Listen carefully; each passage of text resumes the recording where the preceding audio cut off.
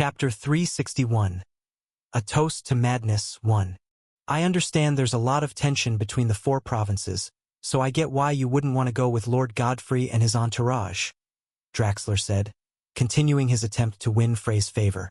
You're one of the Empyrean's candidates, aren't you? I used to be one myself, but I lost miserably. Let me help you this time. Maybe at least one of us can make it out alive. He offered his deal with the same laid-back smile. The Ultras were deeply divided, despite all being part of the same faction, especially when it came to the Highbloods. There were four main territories controlled by the four lords. Shiskler in the east, ruled by Madame A. Kald, the central and official capital of the Ultras, ruled by Lord Gavid Lindman. Ionia in the west under Lord Godfrey, and Nokron, the Eternal City in the south under Lord Murgo. Though they were technically part of the same force, the Ultras, each lord ruled their region independently, in a structure worse than that of the great houses. So Frey refusing to follow Godfrey was perfectly reasonable. Frey, this guy's suspicious. I have a really bad feeling about him, Clanna whispered through a thin aura barrier. I know, Frey replied, nodding. But we don't have a choice. We'll deal with him for now, at least until we know where the keys are. Though uneasy, Clanna gave in to Frey's logic. He was the one in control, always a step ahead, shielding her from danger. That made it hard for her to argue, especially when she was treated like this. And yet, she didn't mind it at all. In fact, she appreciated every moment in her own quiet way. All right, Draxler, tell me how we get the keys, Frey asked, his focus unshaken. Draxler nodded, still smiling. There's only one way to get the teleportation pass. You'll have to go to the man who runs this place. They call him Father Noth. And where do we find him? Draxler pointed forward. He works out of a massive tent not far from here. We'll find it if we keep going this way. Just so you know, this is the only way through. Even Lord Godfrey had to pass by him. Then lead the way. With pleasure. With Draxler leading and Frey and Clanna behind him, the three made their way toward the place that supposedly held the keys. As they walked, Frey kept asking questions, trying to gather as much intel as possible. Why would someone like Godfrey need to go through Noth? Is he really that important? Draxler shook his head. Noth is a low blood, but he's incredibly lucky. The teleportation magic here was cast a long time ago by a very powerful sorcerer. That sorcerer left the method of creating teleportation keys hidden away somewhere, and Noth was the only one who ever found it and figured it out. There's that kind of luck in this world? Frey muttered, still finding it hard to believe. It's true. This place isn't just using teleportation magic. It's also protected by a barrier that keeps nightmare beasts out of the mountain range. And the teleportation doesn't lead to one fixed destination. It has 3 different possible paths. Draxler laughed out loud. Since Noth is the only one who can ensure the right path and maintain the barrier, he ended up with some authority here. Now he basically does whatever he wants. I see. Frey nodded, mentally noting all the key information. He was already planning a way to get those keys as quickly as possible. But Draxler didn't let the silence linger. Let's get back to you, Supreme Sovereign. Do you mind telling me your name? You don't need to know it. Frey kept his face hidden just like his identity. He had no intention of giving Draxler even the smallest piece of information, especially with how closely the man was watching him. My apologies, my apologies. Then what about your cute little servant? She seems awfully weak. Did you bring her along for entertainment? I hear this land is pretty barren, after all. Kikiki. Draxler laughed mockingly, only to shut up when Frey's threatening presence spiked. Intentionally so. Clanna didn't say a word the entire time. Everything going on was already overwhelming enough. The rest of their walk continued in silence until they finally arrived. There it is. Before them stood a massive tent, large enough to cover an entire skyscraper. Frey was stunned at the sheer size of it. Even more so when he heard what was coming from inside. Thundering music echoed through the ground, causing the very earth beneath them to shake. Didn't you say they call him Father Noth? What the hell is this place? Fry asked, eyeing the insane crowd lined up to enter the enormous tent. Ah, the title father is just a farce, Draxler chuckled. Noth is just a pervert. I'm really expected to attend his party just to get the keys? Fry asked suspiciously. Draxler snapped his fingers. Exactly. Fry and Clanna exchanged glances before heading toward the massive entrance. Once they arrived, surrounded by a huge crowd made up of both low-blood and high-blood ultras, they found a bizarre woman standing at the gate. Her head was completely shaved. She wore heavy makeup and was nearly naked. Behind her stood 4 hulking guards. As soon as she saw them, the woman smiled wide. Well, what do we have here? You folks here to party too? Yes, please, Draxler replied with his usual smile. The pounding music grew louder with every step closer. The woman nodded cheerfully, then snapped her fingers at one of the guards, who handed over a jar filled with a thick red liquid. All right, gentlemen and ladies, you want a party, right? Then drink. She shoved the strange drink toward Frey's face, causing his expression to darken. What is this? She smiled wider, clearly amused. Something really good. Tastes great too. Frey's suspicion only grew. He looked toward Draxler, but the latter simply shrugged. It's the only way in. At that moment, several other ultras approached, happily drinking the same red liquid before entering. Still, Fry felt uneasy, deeply so, and just as he hesitated further, Clanna stepped forward, grabbed the jar, and poured the drink down her throat without a second thought. You! Fry shouted, shocked, while the strange woman clapped her hands with joy. Well done. You're officially ready to party. After downing the drink, Clanna turned to Fry, pulling her mask back over her mouth. It's the only way in. Hearing that, Fry sighed and reluctantly reached for the jar. As he drank, a burning, vile sensation crawled down his throat. He tried to stop, but the woman lifted the jar again, forcing him to drink it all. As soon as he finished, Draxler burst out laughing and wrapped his arms around them both. Remember, find Noth, get the key. Now go. Enjoy the party. With a loud shout, he shoved them both inside. The moment they crossed the threshold, the deafening, demonic music exploded all around them. Lights flashed wildly overhead, changing color with every pulse. All around them, people danced in madness, headbutting one another in sync with the beat, laughing and drinking like lunatics. The place was massive, easily large enough to cover 3 football stadiums. Fry found himself completely disoriented as a monstrous headache crashed down on him, growing worse with each flashing light and booming beat. The pain was so intense, he felt like the world was about to flip upside down. Chapter 362. A Toast to Madness, 2. Gripping his head, Fry stumbled forward. What the hell did those bastards make me drink? Some kind of alcohol? He questioned it, but quickly rejected the idea. No. That's impossible. Alcohol doesn't affect awakened bodies. Couldn't be alcohol. If it were, he wouldn't be feeling this way.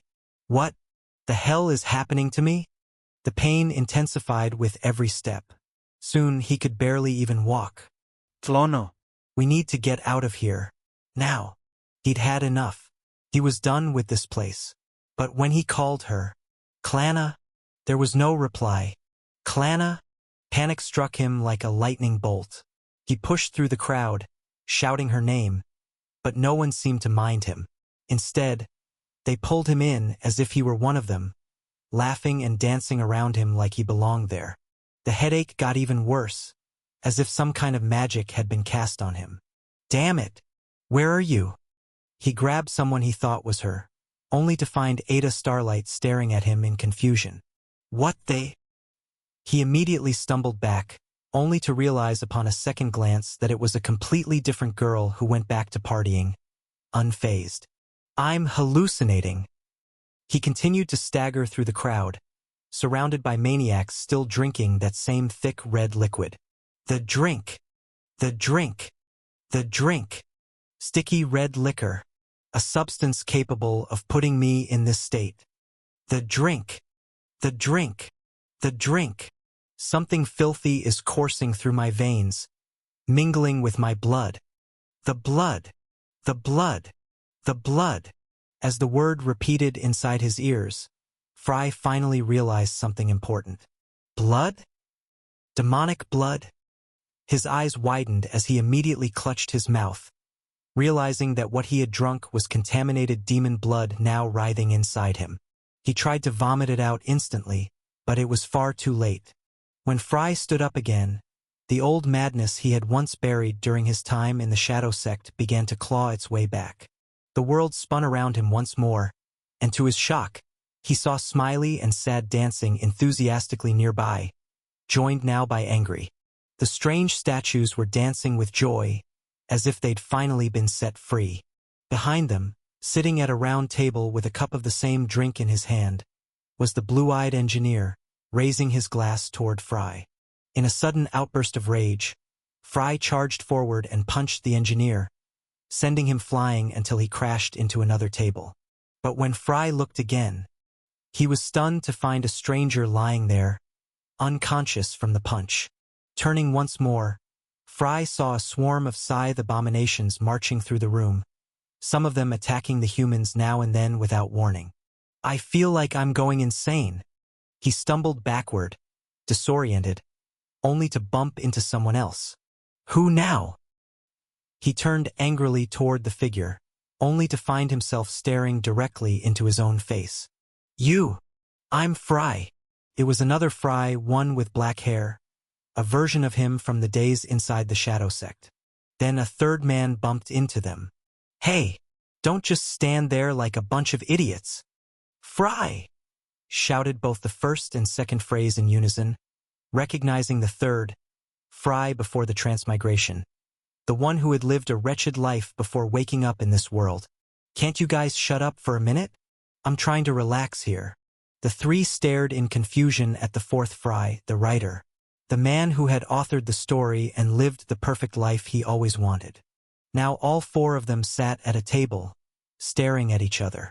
The silence was broken by the writer Fry. My novel is ruined. Shut up, snapped the black-haired Fry. If your dumbass hadn't written this crap, we wouldn't be here to begin with. Why are you yelling at him? Defended the pre-reincarnation Fry. There was no way for him to know this would happen. We're in deep trouble, guys. The current Fry sighed, sharing the same despair. The Demon King is watching us. There's a damn engineer playing with our fate. And now he's trying to awaken some kind of nameless king within us. What kind of cursed nonsense is this? I don't want to see that nameless king among us, muttered the writer Fry, agreeing with his counterpart. But what can we even do? Said one of them. No matter how much we resist this fate, we keep following it anyway. Even suicide didn't work. It's a curse, guys. They all jumped in fear when a strange zombie slammed a disembodied brain onto the table. Who the hell are you? The four Frays shouted together, while the zombie glared at them. I'm the Fry you buried under the dirt, you bastards. His rotten eyes burned with fury. You idiots. Did you really have to dig me out like this? The zombie turned toward the current Fry, addressing him directly. This is all your fault. Didn't your mother teach you never to drink anything given to you by strangers? Shut up, you damn drunkard. The zombie Fry groaned and scratched his skull, only to remember it was empty. God's damn all of you. No one move. Suddenly, Shadow Sect Fry shouted in alarm, drawing the others' attention. I think I dropped Balerion somewhere around here. His voice trembled in panic as Zombie Fry tossed his brain at him in disgust. You lost your sword. You think that's bad? Look at this. Zombie Fry raised the stump of his left arm, revealing a festering, rotted wound. You lost a blade. I lost my entire hand, and a few other vital parts, too. He dropped his head down, prompting the others to do the same, only to recoil in shock at the emptiness between the zombie's legs. Life hasn't been kind to the undead. Seated among them, the zombie took a long swig from the drinks on the table, then stared directly at the current Fry. Listen, man. I know you're starting to lose your mind from all the pressure. Pointing toward the others with the only finger left on his right hand, Zombie Fry spoke, blood dripping from his mouth. You're still at the beginning of the journey. What you've seen here and what lies ahead, whether in this place, the Empire, or anywhere else, fate will show you no mercy. But remember this, Fry. He gulped down more of the strange drink, continuing to speak without pause. You are you. Never lose yourself. Fry wanted to say something, but remained silent. Time to wake up. Good luck, man. Without warning, all the other versions of Fry vanished, and a blinding light flipped his entire world upside down, sending him spiraling into darkness. Chapter 363. A Toast to Madness 3. When he opened his eyes again, Fry found himself lying on the cold ground, surrounded by the unending celebration of the Ultras. Did I pass out? As his senses returned, Fry felt a bit better. His body had started adapting to the demonic blood he drank earlier. The headache wasn't completely gone, but it had dulled. Still, he forced himself to move through the crowd, now searching for two people, not one. Where the hell did Clana go? Just as he was about to activate the third-person POV to locate her, Fry was startled to see Clana herself stepping out from between the crowd, staring at him with a strange look in her eyes. Tlono? What happened? He asked immediately, but she ignored the panic in his voice and replied with a slow, sleepy gaze. He's not here. Who? Noth. She smiled, and Fry groaned, still trying to keep his focus despite the throbbing pain. Then let's keep searching. Too distracted by the headache and focused on finding Noth, Fry didn't stop to assess Clana's condition. Despite her drinking from the same demonic blood as him, she laughed softly the moment he urged her to keep going. Why? What do you mean, why? We need to find the others. Fry snapped, growing frustrated at the delay. But Clana continued to hover around him, still wearing that odd expression. None of that matters anymore. Fry, our friends are already dead. Didn't you see the army heading toward them? What are you talking about? Fry clenched his head in pain, forcing himself to endure both the pounding headache and Clana's incoherent rambling. They're all going to die anyway. Why should we bother chasing after them? You're not in your right mind. I'm perfectly fine. Taking his hands into hers and stepping closer, closer than ever before, Clana looked him straight in the eye. All that matters now is you and me. I'm here for you, Clana. And you're here for me. Stop it, Fry growled, tightening his grip on her shoulders. You don't even know what you're saying. He tried to push her away, but she didn't let him. With a swift movement, she threw herself at him, wrapping her arms around his body and pulling him into a sudden embrace, until their faces were inches apart, and her lips met his in a deep kiss. Frey's numbed senses grew even duller as the headache fused strangely with the overwhelming feeling of the kiss. Her white hair blocked his vision completely, and then, under the spotlight's glare, he saw it. Her hair turned black, and in his arms stood a different girl, staring at him with dark, lifeless eyes. Fry immediately leapt backward, gasping, while Clana stood confused by his sudden reaction. What? She asked, clearly shaken, as if part of her mind had returned. Fry, meanwhile, was still processing what he saw. You're not her. Clana's smile faded into something bitter, and she slowly backed away. I see. Sorry then. As she walked off into the crowd, Fry clenched his teeth and summoned Balerion. Without hesitation, he stabbed himself hard in the right thigh, letting the waves of pain override the remnants of the headache. His eyes began to glow with a violet light. I've had enough of this nonsense. Drawing the Dark Sister, he dashed forward, appearing instantly in front of Clana, who barely had time to react. With a swift strike to the side of her neck, he knocked her unconscious in an instant. After laying her body away from the madness of the Ultra's depraved party, Fry vanished into the crowd in a blur, leaving behind nothing but afterimages. In a matter of seconds, he dropped several of them dead, reappearing and disappearing with savage precision, swinging his blades like a phantom. Where is Noth? Ha! Slash! Where is Noth? Fry kept asking the same question as he cut down everyone around him, mercilessly hunting for the man who was supposed to be the key to their escape from this place. Minutes into the massacre, Fry had already slaughtered dozens. I should have done this from the beginning. He continued to tear through the celebrating ultras without pause. The once rowdy party had now transformed into a bloodbath, fitting for a hellish place like this. Where is he? Boom! Where is he? Boom! The entire tent exploded not long after the battle began, as Fry single-handedly decimated most of the ultras present. Unexpectedly, the majority turned out to be from the lower blood ranks. He rarely encountered any high bloods, and even when he did, they were far too drunk to fight back. Now, standing in the middle of a crater of carnage, drenched in blood, Fry stared coldly at the short, obese man kneeling before him, arms outstretched, holding a golden key. So you're Noth? Never thought the key to everything would be this pitiful. Please, spare my life. Noth fell to his knees, half naked, covering himself with gold and jewels. But Fry showed no mercy. With a single motion, he sent the man's head flying and snatched the final key from his corpse. At that moment, Fry felt a massive wave of powerful auras converging toward him. So they've found out.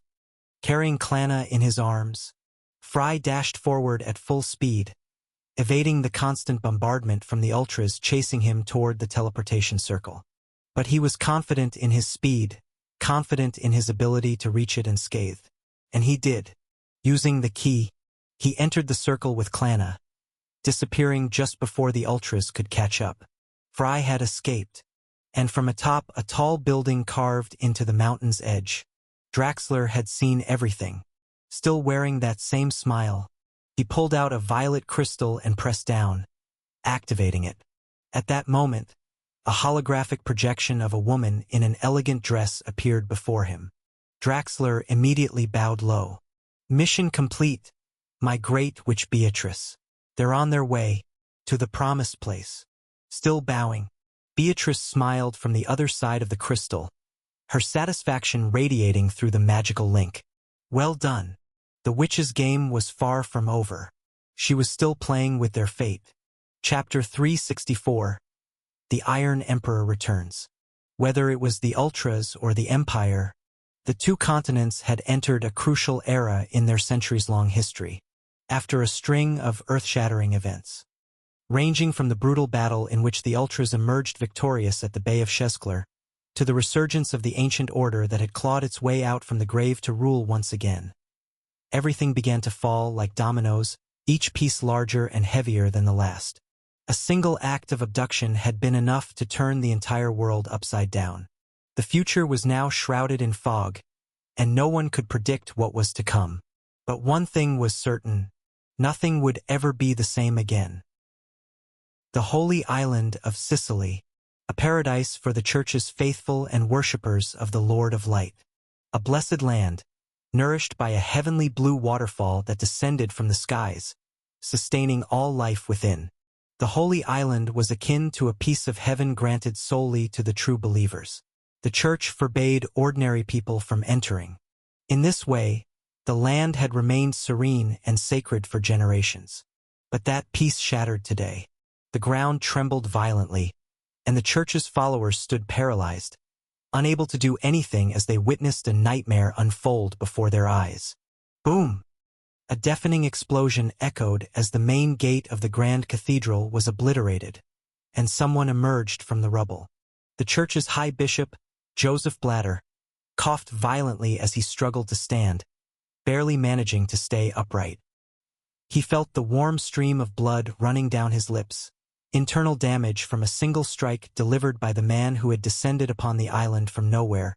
Sir Alone. Blatter uttered the name of the one responsible for his state.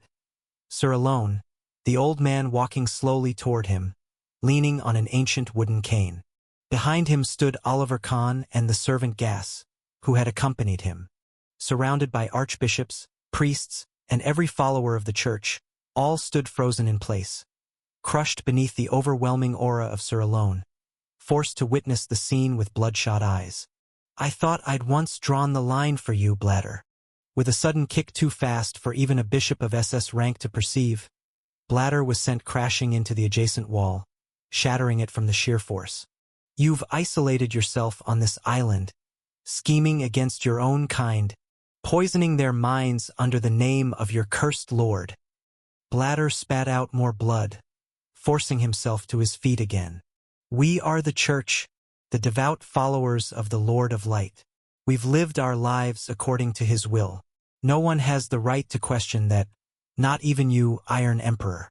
The Lord of Light is our only leader. Trying to maintain his composure before his disciples, Joseph Bladder cursed Alone from the depths of his soul.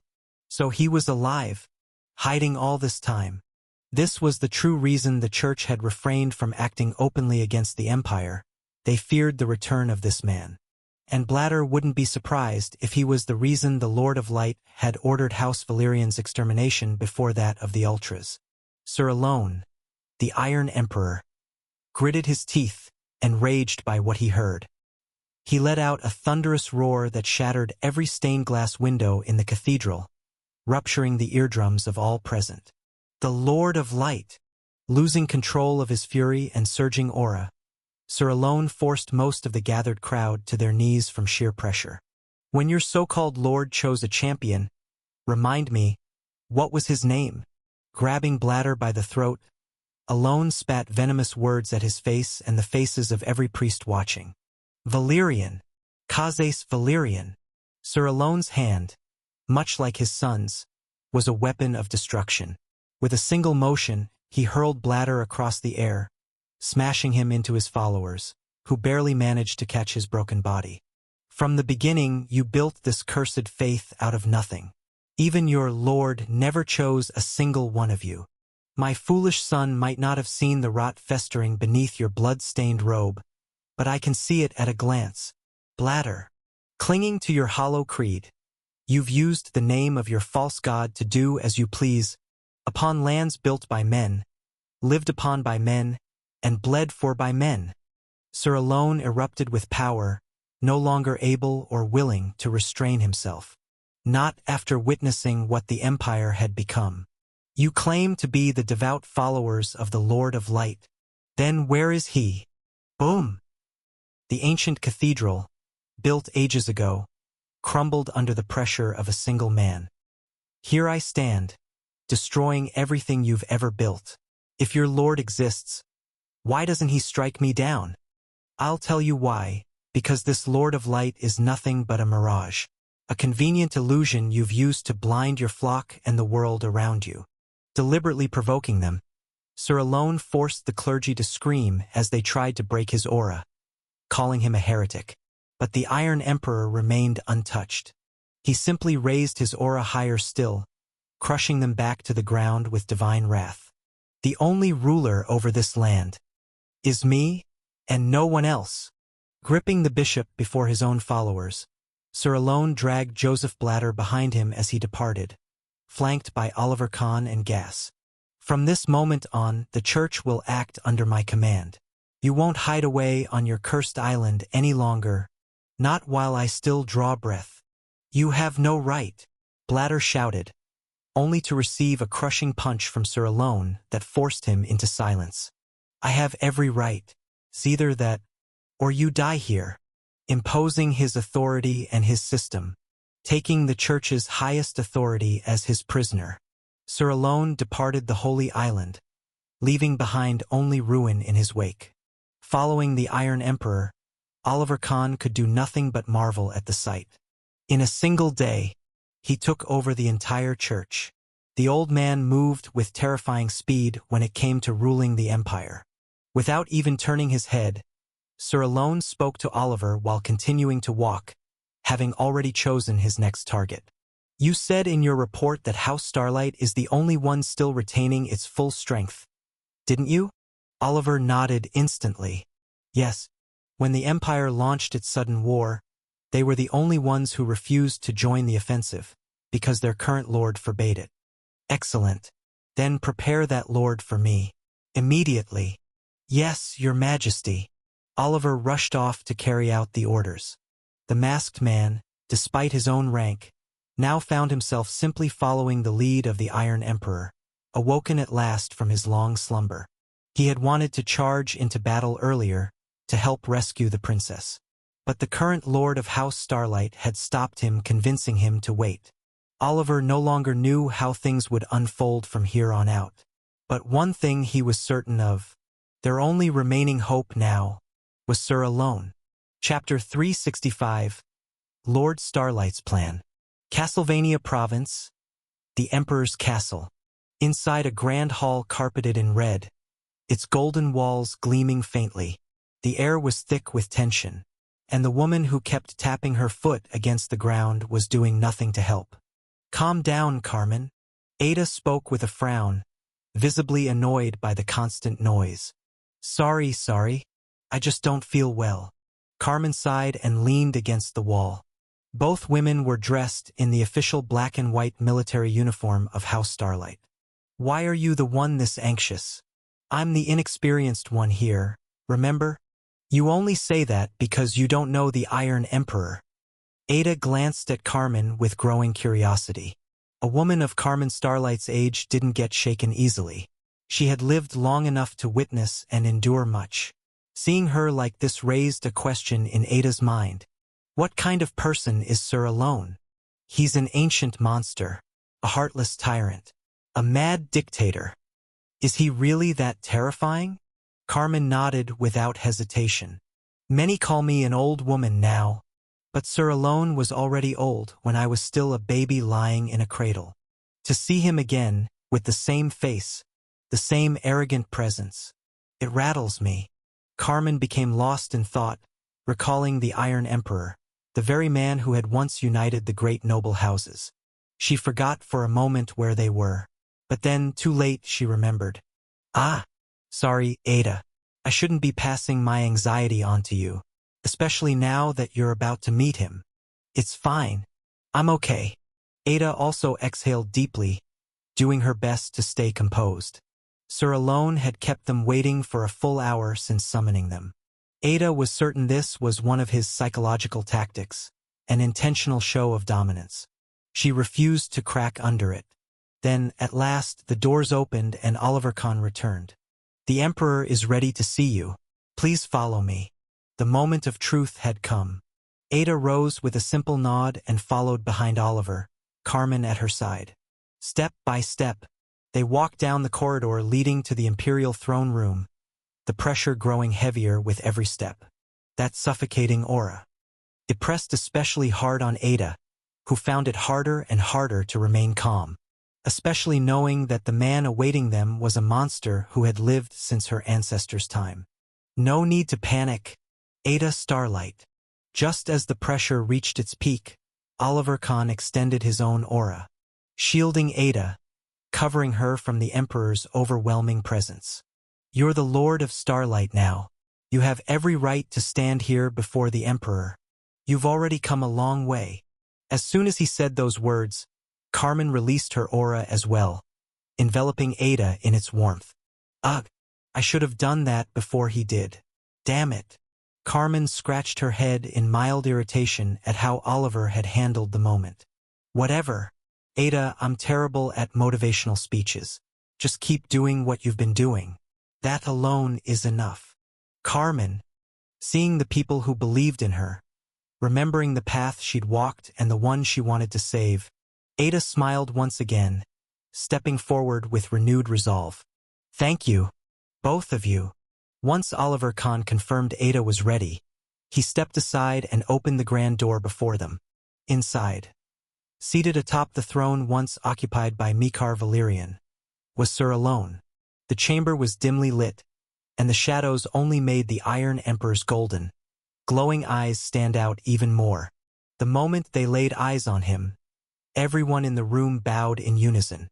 We greet the Emperor. All eyes were on Sir Alone, but his gaze was fixed solely on Ada. So you're the current Lord of House Nova Starlight? I must say, I'm a bit surprised. He spoke with casual disdain, But Ada raised her head confidently, unfazed by the mockery. That's right. I am the fifth Lord of House Starlight. Ada Starlight. She declared her name firmly, trying to assert her position before the Iron Emperor, who clearly scoffed at her meager strength compared to her title. Ho? Is that so? Sir Alone chuckled, leaning on his cane and striking it against the floor, releasing a gust of wind that surged through the chamber. Tell me then, Lord Starlight, why is it that your house was the only one to survive while all others perished? Did you deliberately avoid sending your forces to the war? Despite his confrontational tone, Ada simply nodded. That's correct. House Starlight refused to take part in this war from the beginning. We chose instead to provide support from behind the lines. Sir Alone raised an eyebrow at the honesty of the frail lord standing before him, pressing further. And what was your reason? Know this, your answer will determine the fate of your entire house. The Iron Emperor's words came with an immense wave of pressure. Even Carmen, an SS-rank powerhouse, struggled to withstand the crushing force. Let alone Ada, who was the main target of that wrath. Ada braced herself, gathering her will before she finally began to speak. With all due respect to the ruling family, House Starlight became involved in this chaos not to wage war on the Ultras, but to rescue those who were abducted from the temple 10 days ago. Blindly charging into war and taking the bait thrown by the enemy would have been pure foolishness, especially when the lives of the abducted were hanging in the balance. When my reasoning was rejected, I had no choice but to pull back my forces. I refused to let yet another family fall victim to the trap laid by the Ultras. She paused briefly to catch her breath, prompting Sir Alone to take over again. So what you're saying is, you have a plan to rescue the abducted, don't you? The Emperor rose from his throne, suddenly roaring with fury. Foolishness! Ada flinched as another wave of terrifying pressure crashed over her. I've heard your only brother is among the abducted. How do you plan to save him when he could be anywhere on an entire continent you know nothing about? For all you know, he might already be dead. He's alive. This time, Ada was the one who shouted back, causing Sir Alone to narrow his eyes, demanding an explanation. Ada turned to Carmen, who nodded and pulled out a magical device shaped like a crystalline orb. The moment it was activated, a detailed 3D map of the planet shimmered into the air, illuminating the entire hall. Life has forced me to live with a strange brother, one who hides many secrets from me. Ada stepped closer to the map, her eyes focused on a specific location. He would always come home covered in wounds, with a soul weighed down by burdens. His hair turned white before he even reached 20. All of this happened while I was away, oblivious to his pain. So, as his sister, I had no choice but to take action, to ensure that the day never comes when my brother dies somewhere I can't even reach him. She pointed to a blinking red marker glowing persistently on the western edge of the Ultras continent. My brother is alive. He's somewhere in the western region of the Ultras continent. After his return from Launder, Ada had forced Fry to implant a magical device linked directly to his heart, allowing her to track his life signal in real time. That was Ada Starlight's only assurance, the reason she had kept her composure through all this, despite Fry vanishing into enemy territory. I can also confirm that the Ultras are not holding him. He's been moving non-stop throughout the continent for the last 10 days. They're alive out there, fighting to find a way back home, my lord. So how can you expect me to join a doomed war instead of gathering every ounce of strength I have to try and save them? Seeing a young girl standing before him, a fragile figure not even a quarter of his age, speaking her mind with such courage, accomplishing what even the strongest had failed to do, Sir Alone couldn't help but laugh. His deep laughter echoed through the chamber, leaving everyone around stunned. It was the first time the old man had laughed since his return to the Empire, a realm that had brought him nothing but burdens. Very well done, Lord Starlight. Sir Alone sprang from his seat, each step punctuated by the thud of his cane against the ground. I never expected to find someone worthy amidst the pile of trash my son left behind. Glancing over the map Ada had presented, along with the valuable intel she'd compiled, Sir Alone nodded in approval and stepped forward with swift strides. "Follow me, Lord Starlight." Passing her by, the Iron Emperor commanded Ada to walk behind him, catching her off guard. "Where are we going, my lord?" "Your plan is excellent, Lord Starlight." Without even looking back, Sir Alone continued, clarifying his intentions. "You've done well, but you lack the combat power needed to go and save your brother yourself. Do you not?" She nodded silently. As the current head of House Starlight, Ada had intended to rely on Emperor Mikar Valerian and his explosive power in battle. But he had vanished, leaving for war without a word. And now that Sir Alone had returned, she hoped this time things would be different. And they were. "What I mean is, your plan is worth executing, Lord Starlight. But in order to see it through, we'll need to awaken those who laid down their arms long ago." Sir Alone exited the hall, followed closely by Carmen, Ada, and the masked Oliver Kahn, heading toward an entirely different place. It's time to awaken the entire old oath. Chapter 366. The Puppet City 1. 13 days since the kidnapping, on another desolate night, the stars were the only source of light. A dust-covered, sand-buried magic circle began to glow again, its first activation in what seemed like ages. But now, it shimmered once more, shaking off the filth and allowing Fry and Clanna Starlight to pass through. As soon as they arrived, the two found themselves still inside the mountain pass that split the ridge. But this time they had reached the far end. They were now closer to their friends than ever before. "Where are we?"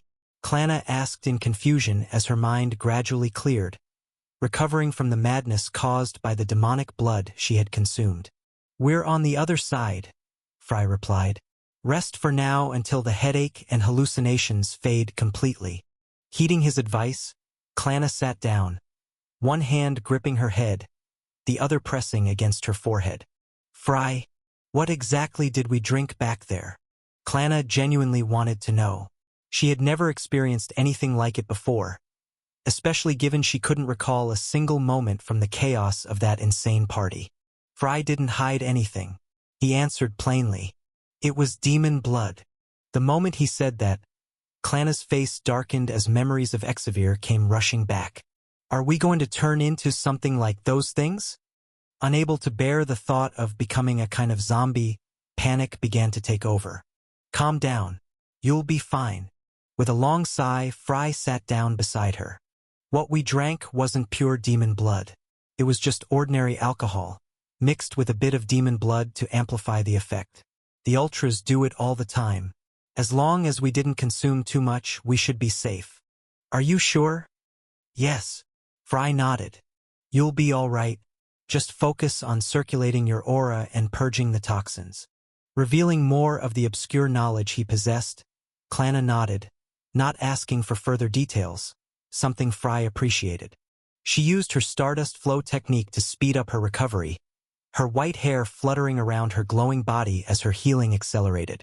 During that time, scattered images started flashing through her mind. Memories of what had happened inside the tent, and the party. After a few more minutes, she stood and walked toward Fry, who hadn't strayed far. Flono. "Are you fully recovered?" "Yes. I'm fine now." "Good. Let's move." At his signal, the two bolted forward, using aura to boost their bodies and move faster. Fry led the way, as always, shielding Clanna from harm should anything happen. Especially in a place like this, trapped between mountains, they had no choice but to keep moving forward until they reached the end of the pass. But Fry had already sensed numerous strange auras that kept him on high alert, wondering what awaited them at the end. Draxler had said the magic circle could lead to 3 different paths. But the question now was, which one had they taken? Lost in thought, Fry was interrupted by Clanna, who sounded hesitant. "Fry, what is it? Back at that party, did I do anything strange?" "Sorry for the sudden question. I'm just confused." Fry didn't respond right away, which made Clanna rephrase her question. But soon, he gave her the words she needed to hear. Nothing happened, Clanna. We escaped from that place. No need to dwell on it. All right. Clanna nodded reluctantly, while Frey's expression darkened even more. Those strange auras were getting stronger. A few more minutes passed. They reached the end of the pass and stopped without a word, stunned by what lay ahead. Incredible, Clanna whispered, her eyes wide as she gazed upon the massive city at the end of the path, with structures that seemed straight out of a Victorian steampunk era, and factory chimneys constantly spewing black smoke. It was a marvel of architecture, its lands meticulously constructed, hidden behind an ornate iron gate that separated them from the world inside. Then suddenly, the gate creaked open on its own, as if it had been waiting for them, inviting them in. The view from the inside was even more breathtaking. Standing at the entrance, Clanna voiced her awe. I never imagined I'd find a city like this here, in the land of the Ultras. But it wasn't just any city, and she realized that the longer she looked. Why is it so empty? The streets were deserted. The gate was unmanned, and the vast grounds behind it completely silent. Clanna wanted to move forward and see what lay inside, but Frey's hand immediately grabbed her tightly. Frey, what is it? Startled by his sudden grip and the dark expression on his face, Clanna instantly understood that something was wrong. Clanna, listen to me carefully. Burn this into your memory. From this moment on, no matter what happens once we enter that place, I want you to focus solely on survival. Think of nothing else. Frey, what are you? Don't get involved in any fights. Don't do anything unnecessary. Shocked by Frey's sudden intensity, Clanna could only nod several times in agreement. Good. With a heavy sigh, Frey took the first step forward, Clanna right behind him. But Frey, what exactly is this place? His reaction wasn't normal, and that alone made her even more anxious. He naturally recognized the place. He had described it many times in the distant past. The Puppet City. Crossing through the gate, the two entered quickly. They had no choice. Passing through it was the only way to reach their friends. After Frey's earlier reaction, Clanna was on full alert, ready for an ambush from anywhere. But the attack never came. Instead, she was shocked to see people living their lives peacefully. Men and women in fine clothes strolled through the streets. Some wore traditional police uniforms and seemed to be responsible for maintaining order. But upon closer inspection, Clanna realized something critical. These aren't humans? Welcome to the Puppet City. One of the strange policemen jumped out in front of them with a beaming smile. But Frey immediately sliced his neck, dropping him to the ground. From the severed neck, a strange blue fluid leaked out, along with sparks and exposed wires. A robot, Clanna frowned. No, a puppet. Frey corrected instantly. He dashed forward, and Clanna followed behind. As they moved deeper into the city, all its inhabitants turned their heads, staring at them with glowing red eyes from afar. They're all puppets? From the men to the women, even the children, all puppets. They're the cursed inhabitants of this place. We need to get out fast. Continuing forward and destroying anything in their path, Frey and Clanna reached the heart of the city in record time, only to stop abruptly as they stared grimly at what lay ahead. Unlike the clean, elegant streets they had just passed, this place was in complete chaos. Hundreds of bodies were scattered everywhere, some spilling red blood, others blue, the corpses of both humans and puppets alike. Along the road stood spears impaling those less fortunate, hoisting them into the air. At the center of this carnage, a giant banner stood proudly. Both Frey and Clanna read it at the same time. Hypocrite. Ahahahahahaha. Welcome, welcome, my esteemed guests. A voice they had never heard before boomed across the city, amplified by countless loudspeakers. Today we have two special visitors, guests from another continent, and from a prestigious family too. Hihihi. What a delightful pair. The voice was thrilled, and the city gradually fell into eerie silence. Frey. Clanna stepped closer to him, anxiety on her face. and rightly so. The streets around them began to fill with puppets approaching slowly, surrounding them. Some were larger than others. A giant police officer walking on all fours, over 4 meters tall, and a fat clown dancing between the crowd while laughing maniacally. All stared at them with red, glowing eyes. "My dear guests, show me your true worth. Let me see what color of blood you're made of." As his words echoed, the puppets charged at them in madness. All at once. Fry drew his swords, his body now shrouded in a violet aura of power. Surrounded by thousands of puppets attacking simultaneously, Fry unleashed a massive wave of shadow aura that tore through the horde with terrifying force, clearing a path. "Now! Tlono! Go!" His shout snapped her out of her daze. She rushed forward at full speed, while Fry followed behind, cutting down every puppet that approached. With each destroyed puppet, red and blue blood gushed forth. Still, they kept coming. Among them, the giant officer and the clown were insanely powerful, and there were many of them. It was enough to make Fry curse as he amplified his voice with aura. Simon Manus. Chapter 367. The Puppet City, 2. Unleashing a destructive wave, he cleaved both the clown and the giant sentinel in two, all while continuing his rampage and roaring. "Come out and face me! Simon Manus!" He kept shouting his name. The speakers crackled back to life. "Ho ho! Who would have thought our dear Fry Starlight actually knows me?" I'm truly impressed. Slash! Forced to fight against the relentless onslaught of puppet soldiers, Fry had no choice but to keep them at bay, at least until Clana could escape the city. "Cut the crap and face me already." "And why would I do that, little devil?" Something strange happened. The mechanical giant sentinel rose again, and the severed body of the fat clown began reassembling itself. "I've prepared plenty of gifts for you. No need for me to show up and ruin the fun." That clown puppet in particular was absurdly strong. Its belly split in half like a giant mouth, trying to swallow Fry whole. But he dodged the attack with ease.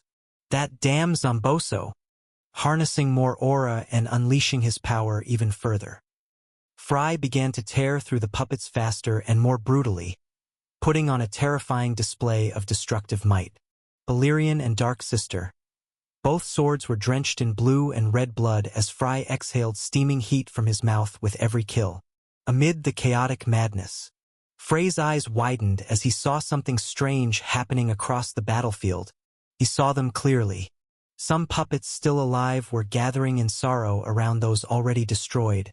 Puppets of children, men, women, the elderly, all kinds were there, and Fry had already realized the truth. His teeth clenched as he continued slaughtering them. Then, without warning, Fry froze in place as an overwhelming surge of aura pressure slammed into him, forcing him to turn immediately. SS rank. As his focus shifted, he saw it. A single puppet standing atop one of the massive buildings. A black puppet with glowing red eyes and long black hair, holding 2 red katanas. "Fry Starlight, just like your father, Abraham Starlight, you are truly extraordinary." Simon Manus spoke again through the speakers, anticipation thick in his voice. "Your father caused many disasters across this land in the distant past, and this is one of his many victims, returned to exact vengeance." Frey's face grew serious as he released his full power. Blood form. Ready for battle, he faced the puppet that now leapt toward him. All while Simon Manus continued, refusing to remain silent. "Let me introduce you to the former Lord of the Ultras, the man your father killed. Val, one of the ancient lords, slain long ago by Abraham Starlight, had returned, now reborn as an enraged puppet, thirsting for revenge." Val, seeing Abraham and Fry, launched his full strength from the very start. Their swords clashed with violent force as the true battle began. Abraham Starlight may be dead, so it's only natural the son pays the price, right? Kikiki. Between Simon Manus' twisted laughter and the puppet army now surrounding Fry, led by an SS rank puppet of vengeance, chaos once again engulfed the puppet city.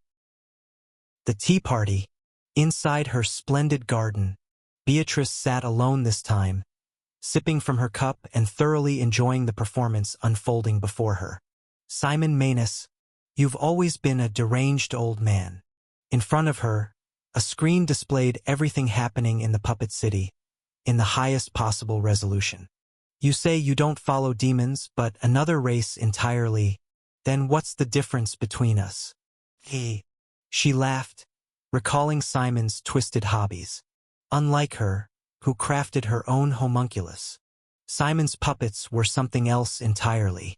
Using a strange blue substance he'd obtained from the very entities he claimed to worship, Simon had somehow transformed living humans into puppets that resembled machines, turning them into the art pieces he so often raved about, stripping them of their humanity, making their bodies out of steel.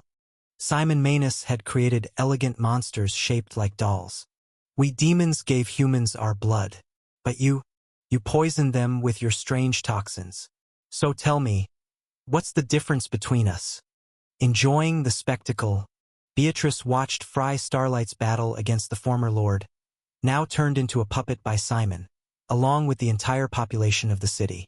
All those puppets Fry had slaughtered so far, they had once been real people, people who had lived lives just like his, and he had known that from the very beginning. Even so, he didn't hesitate to destroy them, offering them some form of release. He was incredibly strong, but he was still just one man. I wonder, how much longer can you last, Fry Starlight? Especially with someone weighing you down? Hehehe. At Simon's request, Beatrice had lured Fry into the puppet city, making Simon yet another piece in the witch's grand game, a move that birthed the chaos unfolding now. There's not much time left before we reach the final phase of the game, so I do hope you'll give me a proper show. Simon Manus and Fry Starlight. While Fry Starlight fought for his life far from them, the rest of the elite class lay hidden among the ultras, waiting for his return. 3 days had passed. Phoenix Sunlight had ventured out again and again during those days, hoping to find Fry if he ever got close. But he never appeared. Most of the elite class had shown a willingness to wait. But the longer Fry delayed, the more others began to consider leaving. What the hell is taking Fry Starlight so long? Demon Valerian cursed, having lost his patience. Surrounded by the rest of the elite class, all of whom had reached their limits. Their food had run out, and the only things keeping them going were Aura and the Water Ceres continued to create for them. Despite having already discovered the route back home, the decision to wait under such harsh conditions had created a tense atmosphere. Figures like Scarite Sunlight and her brother were ready to leave. But on the other hand, some made it clear they would wait for Fry no matter how long it took. I'm not moving from this spot until Fry gets here. Anyone who wants to leave, go ahead. Danzo spoke indifferently as he wrapped a white bandage around his swollen fists. Like Danzo, Snow, Ghost, and Sansa were the most determined to stay. This growing divide slowly began to fracture the elite class. Sansa, who had isolated herself from the others, often immersed herself in trying to control her shadows and the power her body now carried. If she had been able to go to him, she would have done so without hesitation. But in her current state, she could do nothing but wait. While meditating, her dark eyes wandered, lost in thought. Even though he's not here, I often feel like he's watching me from somewhere.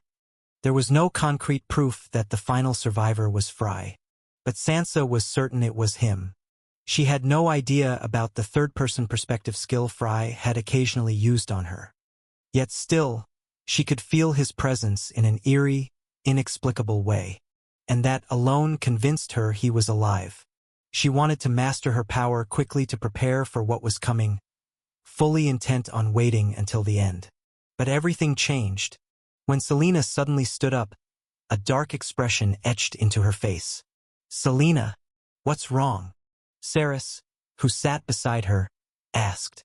Her words drew the attention of everyone nearby, all eyes now fixed on Selena.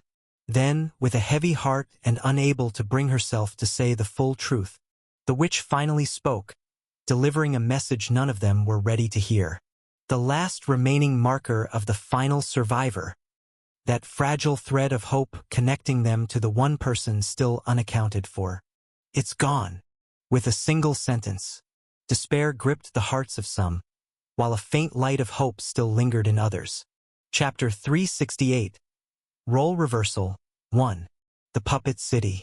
A land claimed by the Hollow known as Simon Manus. A city he made his lair by transforming its people and all who lived there into puppets, mechanical and lifeless, mere masterpieces in his eyes.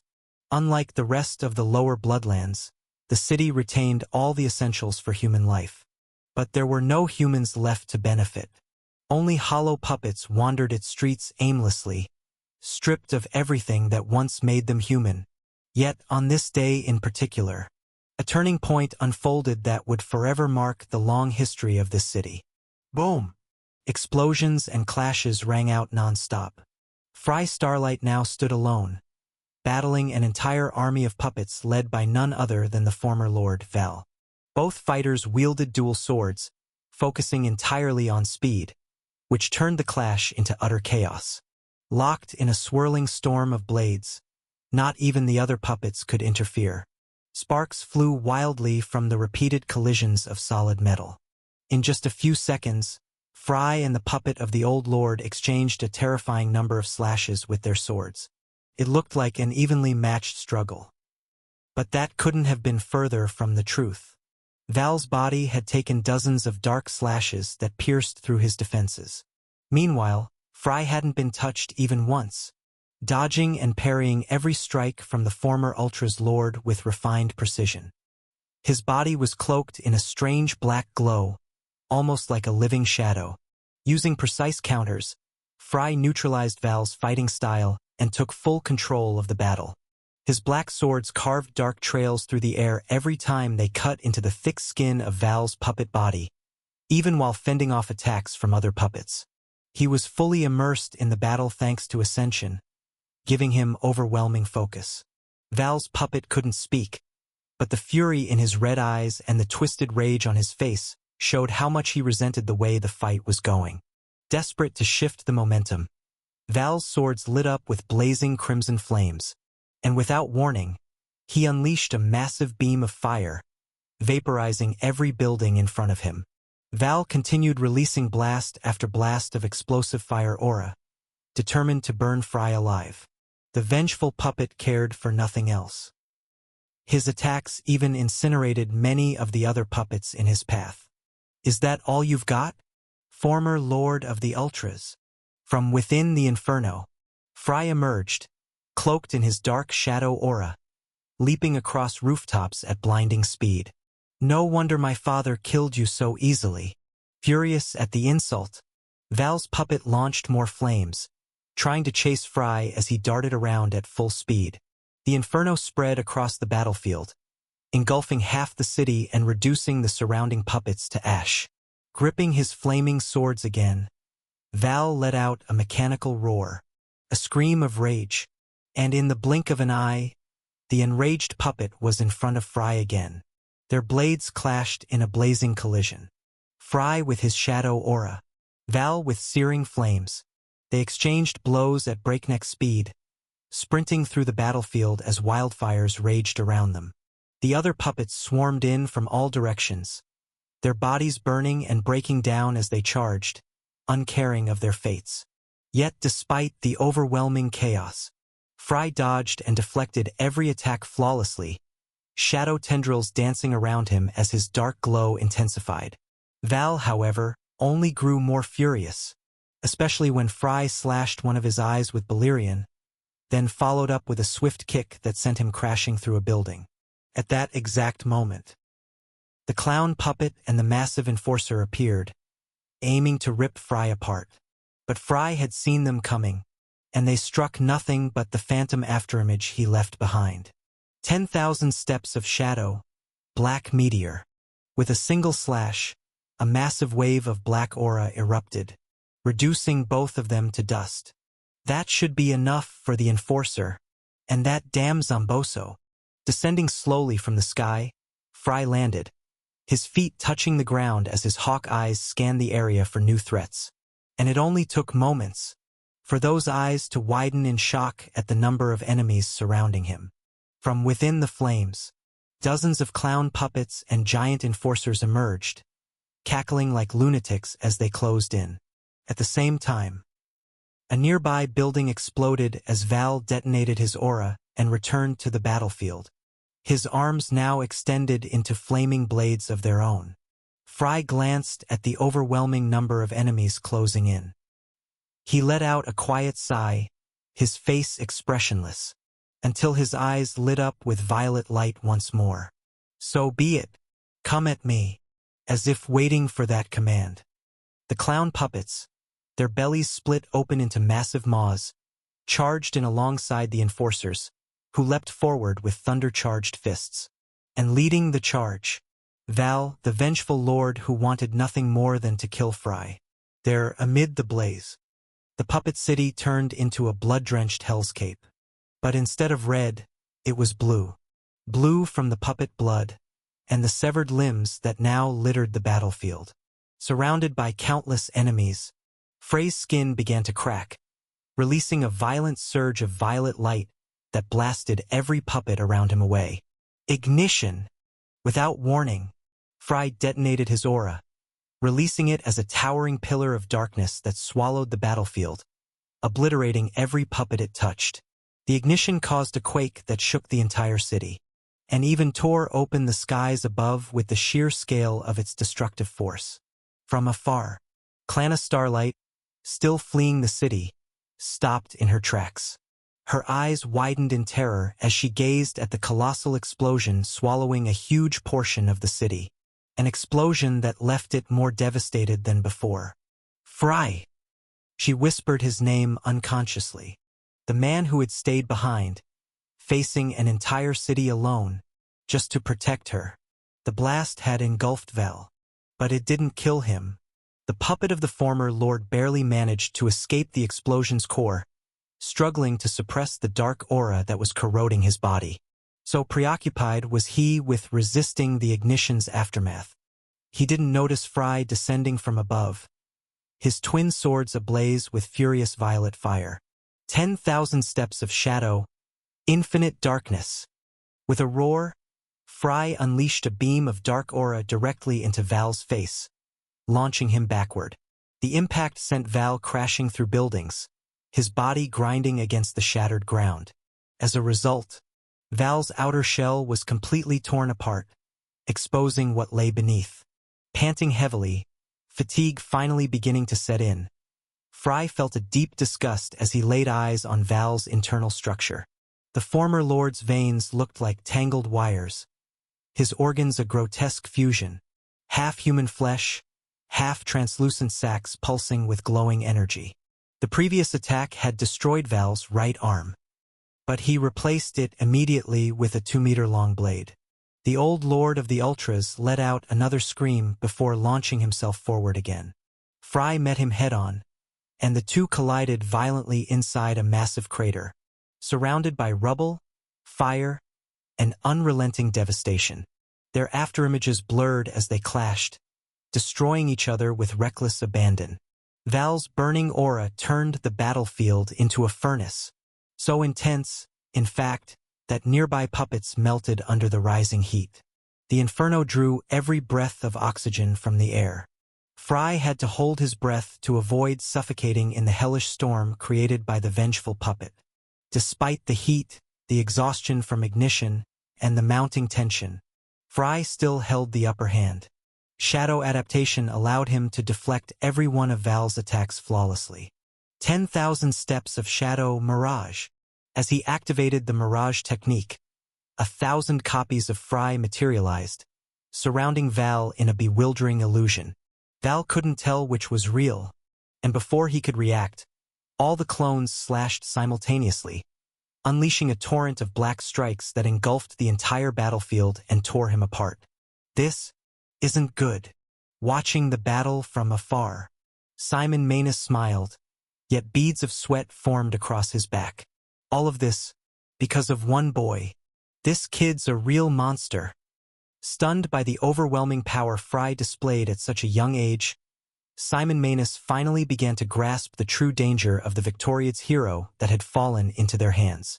If we let him grow unchecked, he might surpass even Abraham Starlight, a boy just 18 years old, yet already fighting on par with lords and hollows.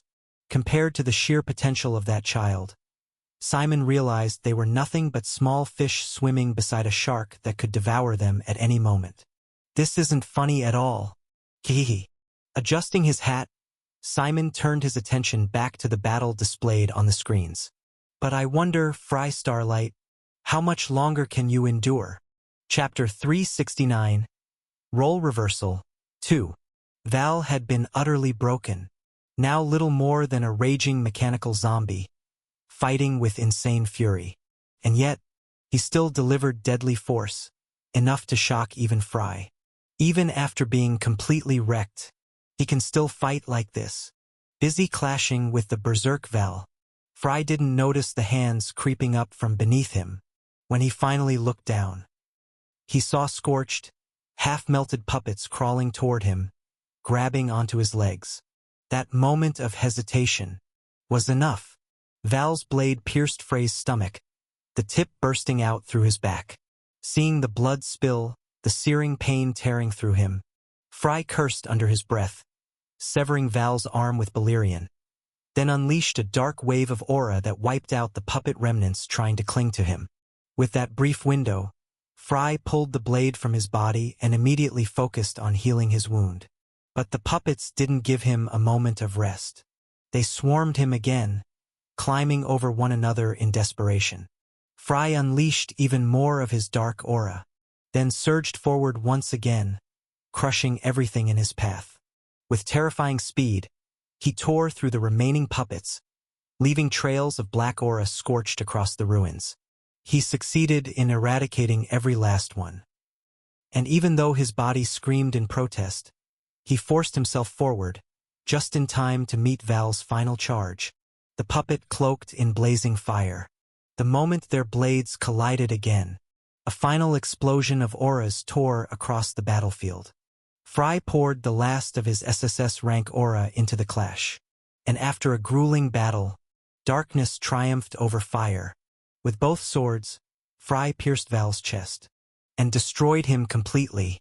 The former Lord of the Ultra's eyes slowly dimmed as they locked onto Fry, a boy who bore a face strikingly similar to the one who had once killed him in the distant past. He had died once as a human, and now he was dying again, this time as a puppet.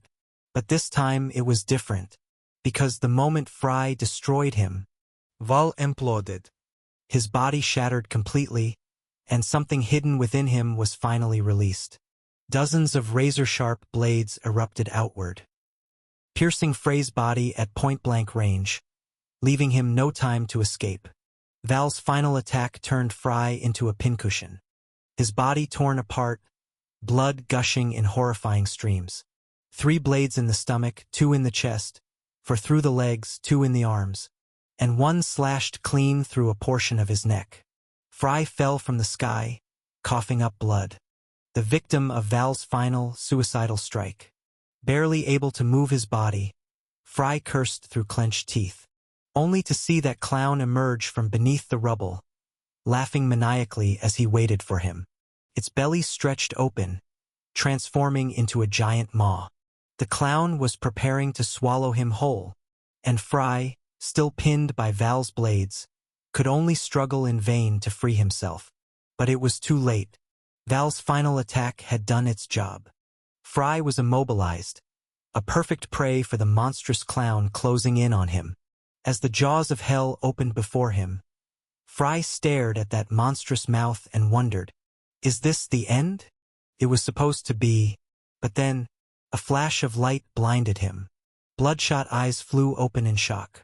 As Fry saw Clana appear from thin air, shoving him away, her body wrapped in a radiant white aura. Clana! Everything happened in slow motion.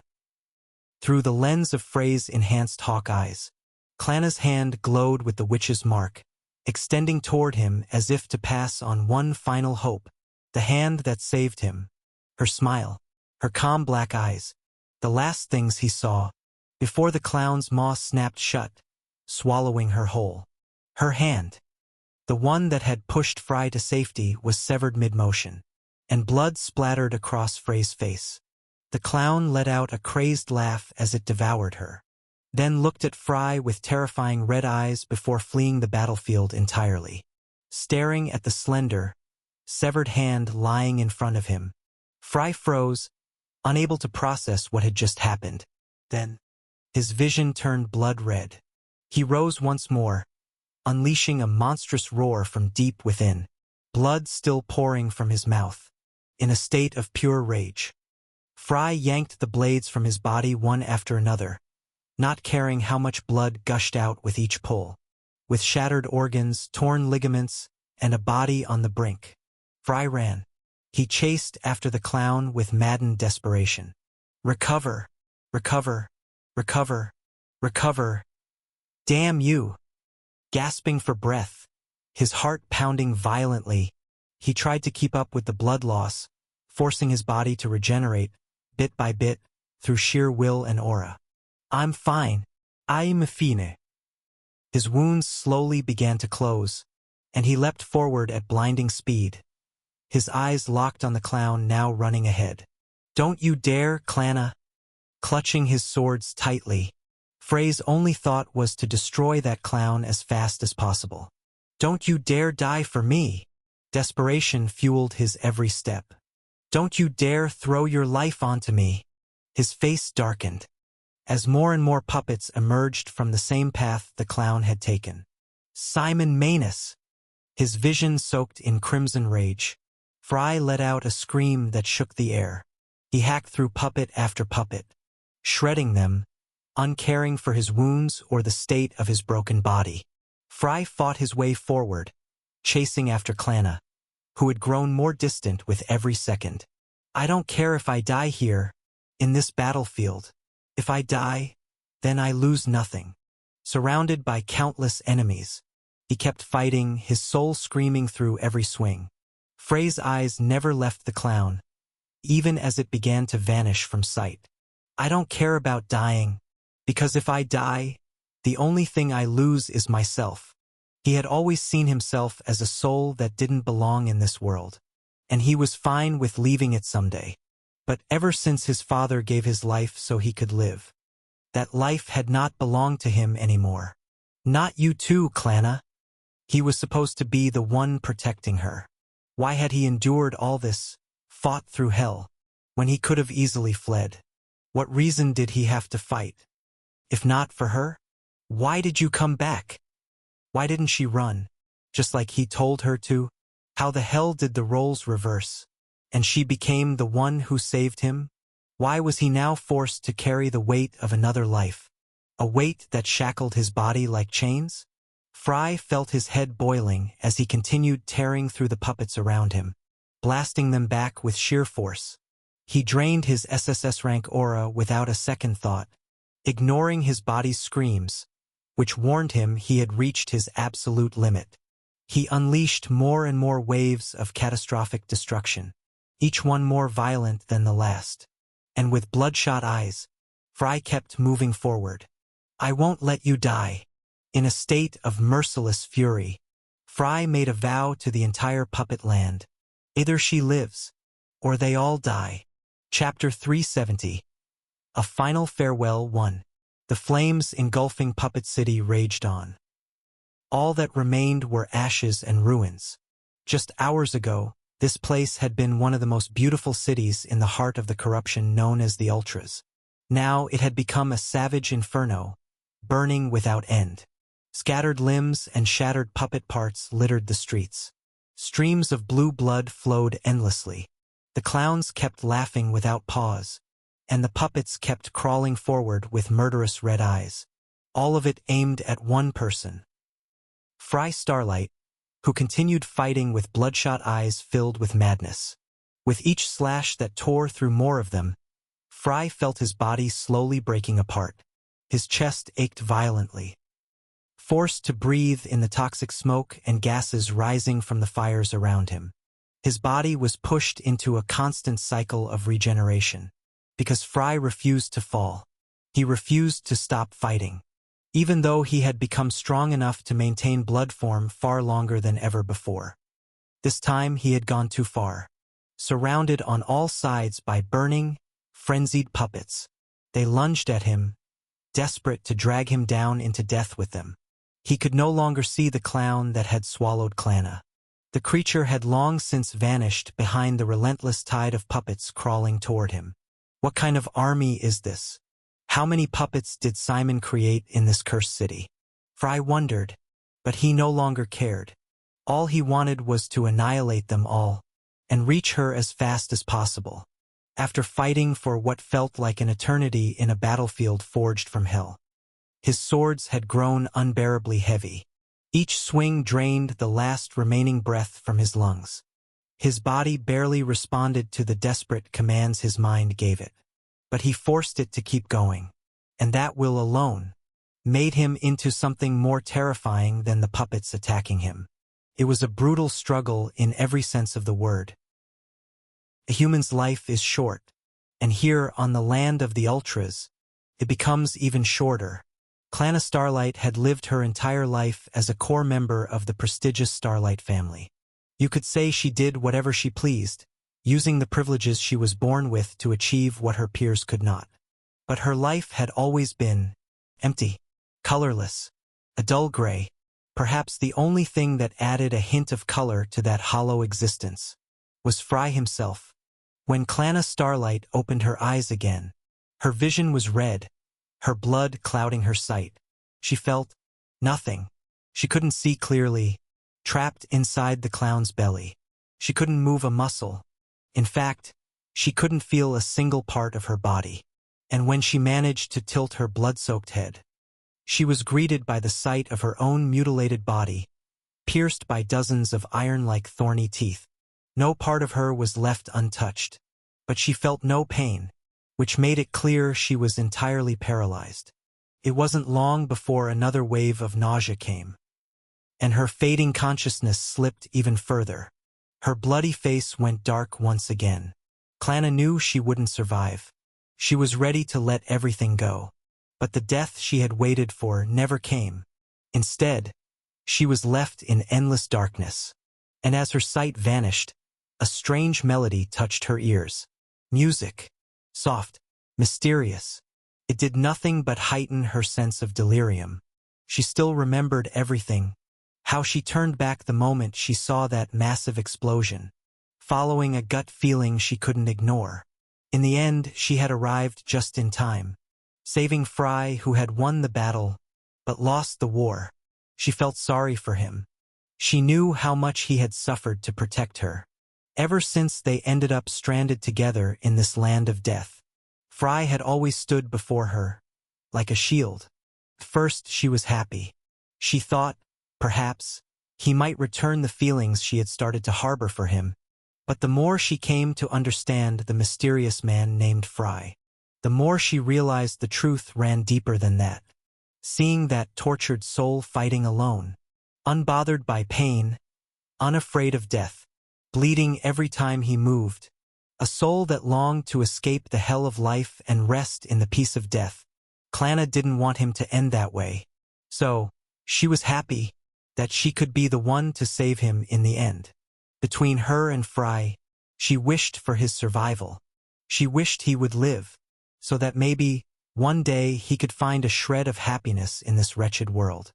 If he could just have that, she would be satisfied. Those were her thoughts, as she slowly sank into darkness. That strange melody still playing beside her ear. Her consciousness drifted further away. As she began to hallucinate, she saw countless things floating around her, faces she hadn't seen in a very long time. All of them stared at her as the music played on. Among them, she saw an old man, smiling gently at her, tipping his hat as if to greet her. Clanna didn't understand any of it. Her body, her mind. None of it made sense anymore. The only thing that brought her back to awareness was the shaking of the clown's body, as it kept fleeing from Fry. She had wanted to die and end it quickly, but no matter how long she waited, death never came. even with her broken, ruined body, unconscious, drenched in darkness. Time passed at a terrifying speed, trapping her within that strange, haunting music, hours that felt both endlessly long and shockingly short blurred together, until her consciousness finally returned to reality.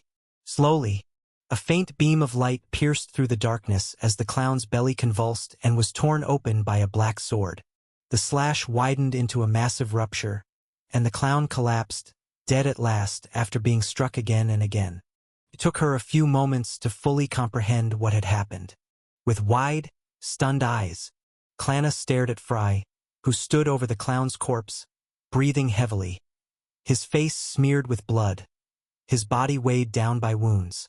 Fry! She spoke his name unconsciously. He didn't reply. He simply reached in and pulled her out of the broken clown whose eternal grin had finally vanished. Without hesitation, Fry clutched her tightly and sprinted away from the battlefield. When Clanna glanced around her, she could only stare in disbelief at the devastated wasteland behind them. The battlefield, still burning, flooded with the corpses of countless puppets Fry had slain over hours of relentless fighting. Somehow, he had caught up to them with a body already destroyed, fought through all those puppets without rest, and reached her, pulling her from the belly of the giant clown. But the cost had been immense. Fry could barely move. That he was still conscious at all was a miracle. Fry, don't say anything. Huff. Breathing raggedly, Fry kept his gaze locked forward as he carried her, running toward the burning city's outer edge. We're getting out of here, he spoke with resolve, and a strange peace on his face. A peace born of the fact that he'd finally reached her, that he had saved her after everything. Clanna didn't know what to say. She simply remained silent, letting him carry her forward. But for some reason, a strange sense of wrongness crept over her.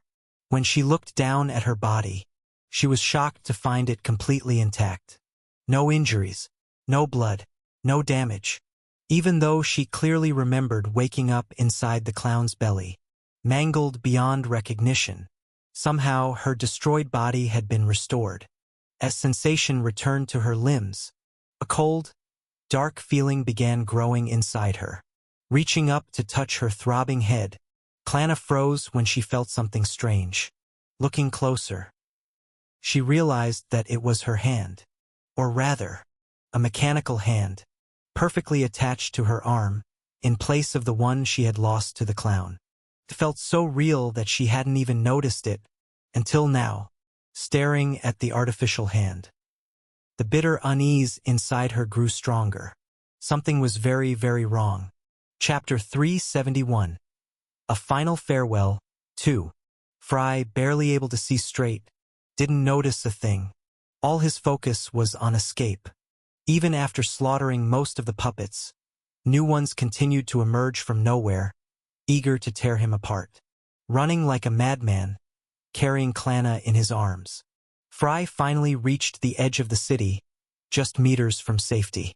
At that moment, the loudspeakers scattered across the city crackled to life once more, and Fry heard that voice.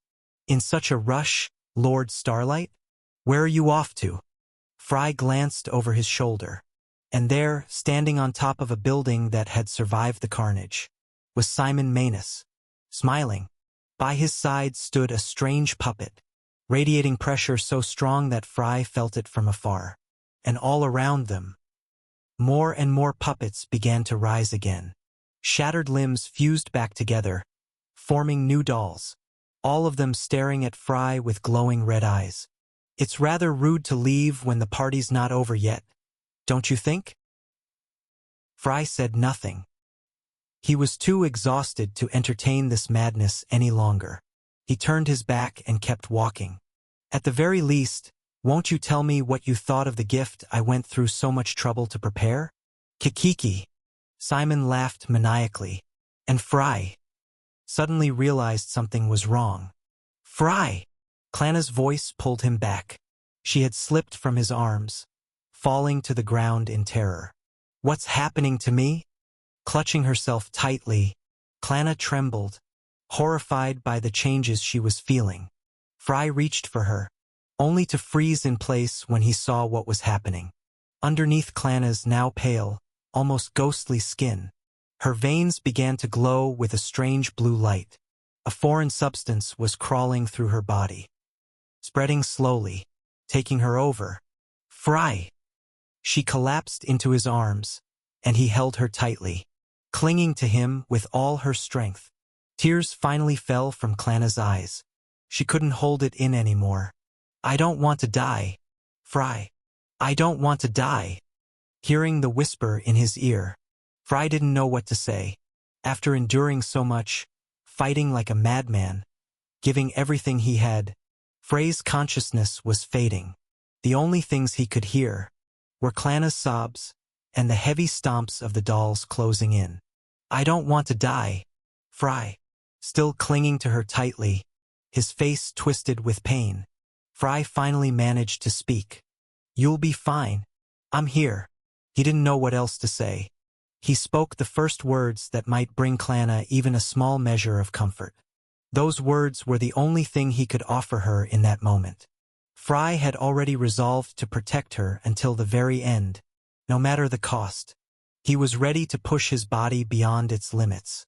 From a distance, Simon Manus continued to laugh.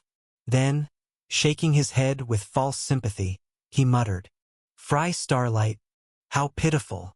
This was the world he lived in. Not everything we want is meant to be. Clana eventually went silent. Her trembling stopped. But for some reason, her last words echoed in his mind. I don't want to die.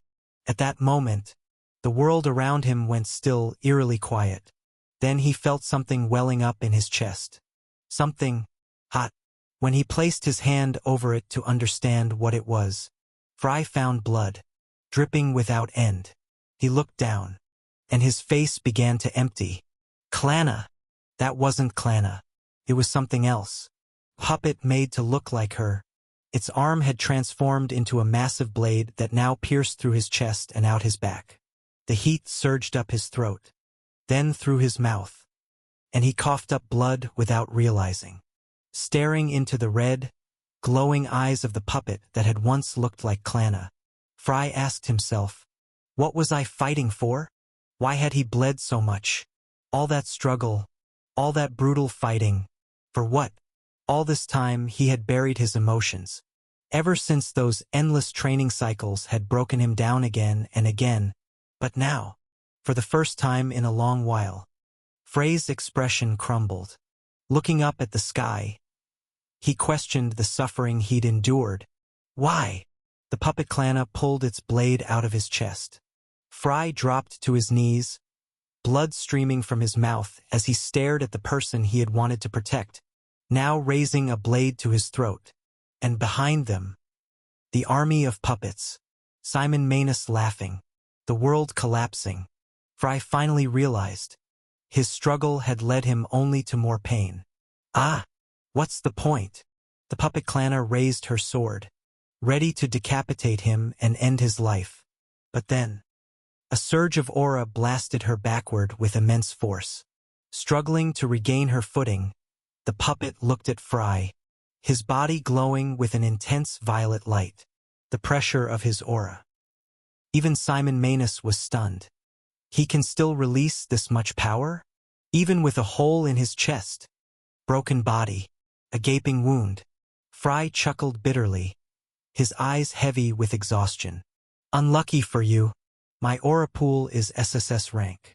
If they thought it would end this way, they were wrong. Raising his swords with the last of his strength, Fry poured out every last drop of his dark aura into one final desperate attack. Ignition. In that instant, the violet light of his ignition was the only color in the world. A massive explosion erupted outward, swallowing everything. Chlono. The puppets, even Simon Manus, who quickly hid behind the strange puppet at his side. If there was any place in Puppet City still standing, it no longer existed after Frey's final strike. The explosion raged for nearly a full minute, devouring everything in its path.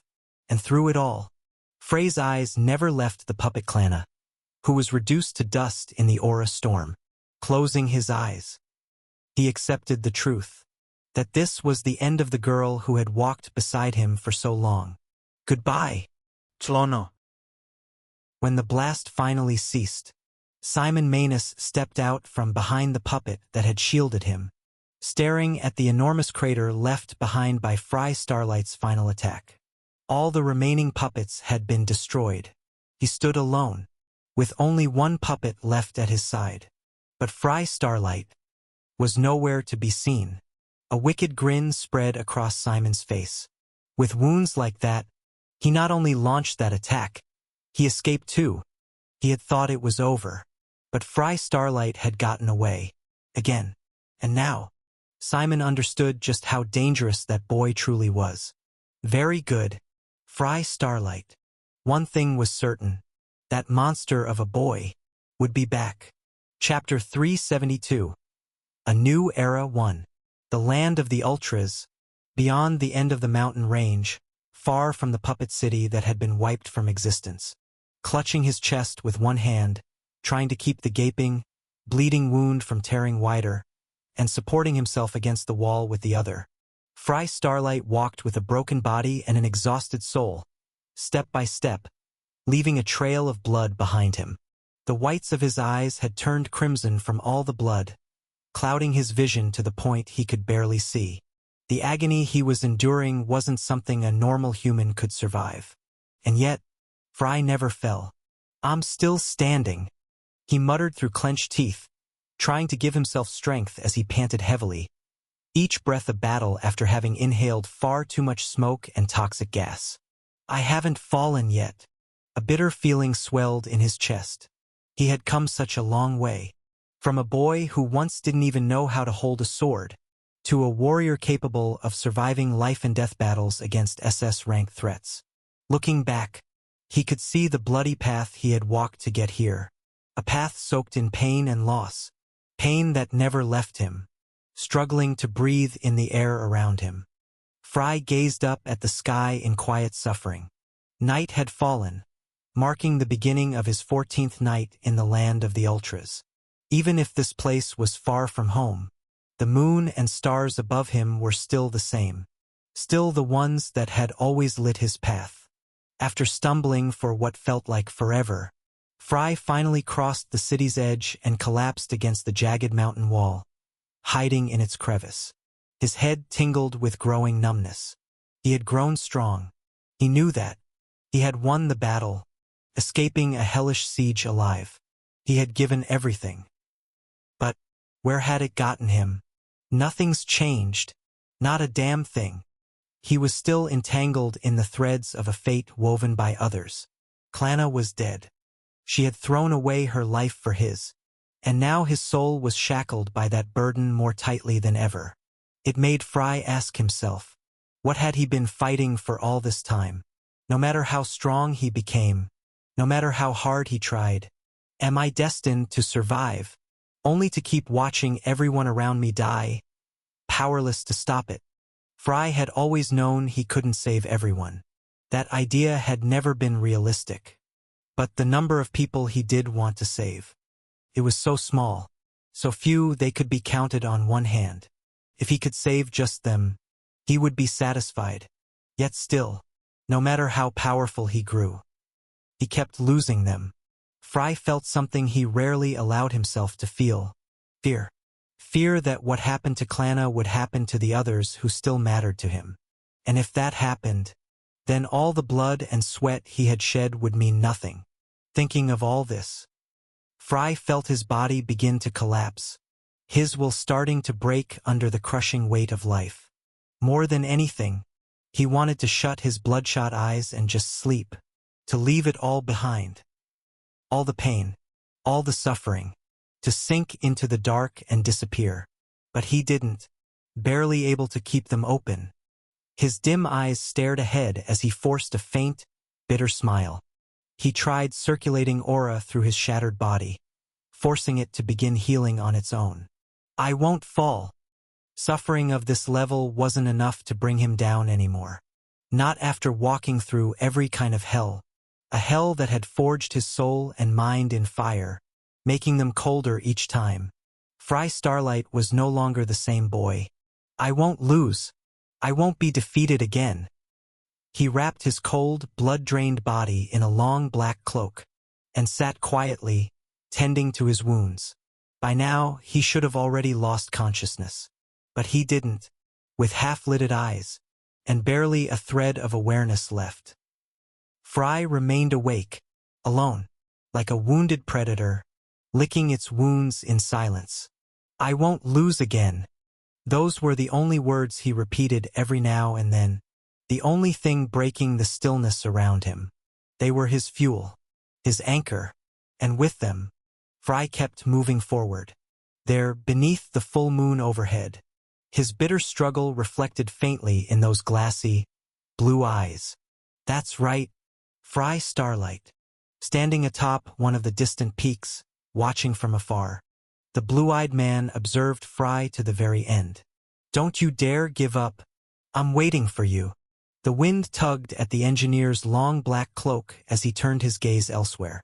On the other side, I'm waiting for you. You'll suffer, you'll bleed, and you'll lose, again and again, until death becomes your only desire.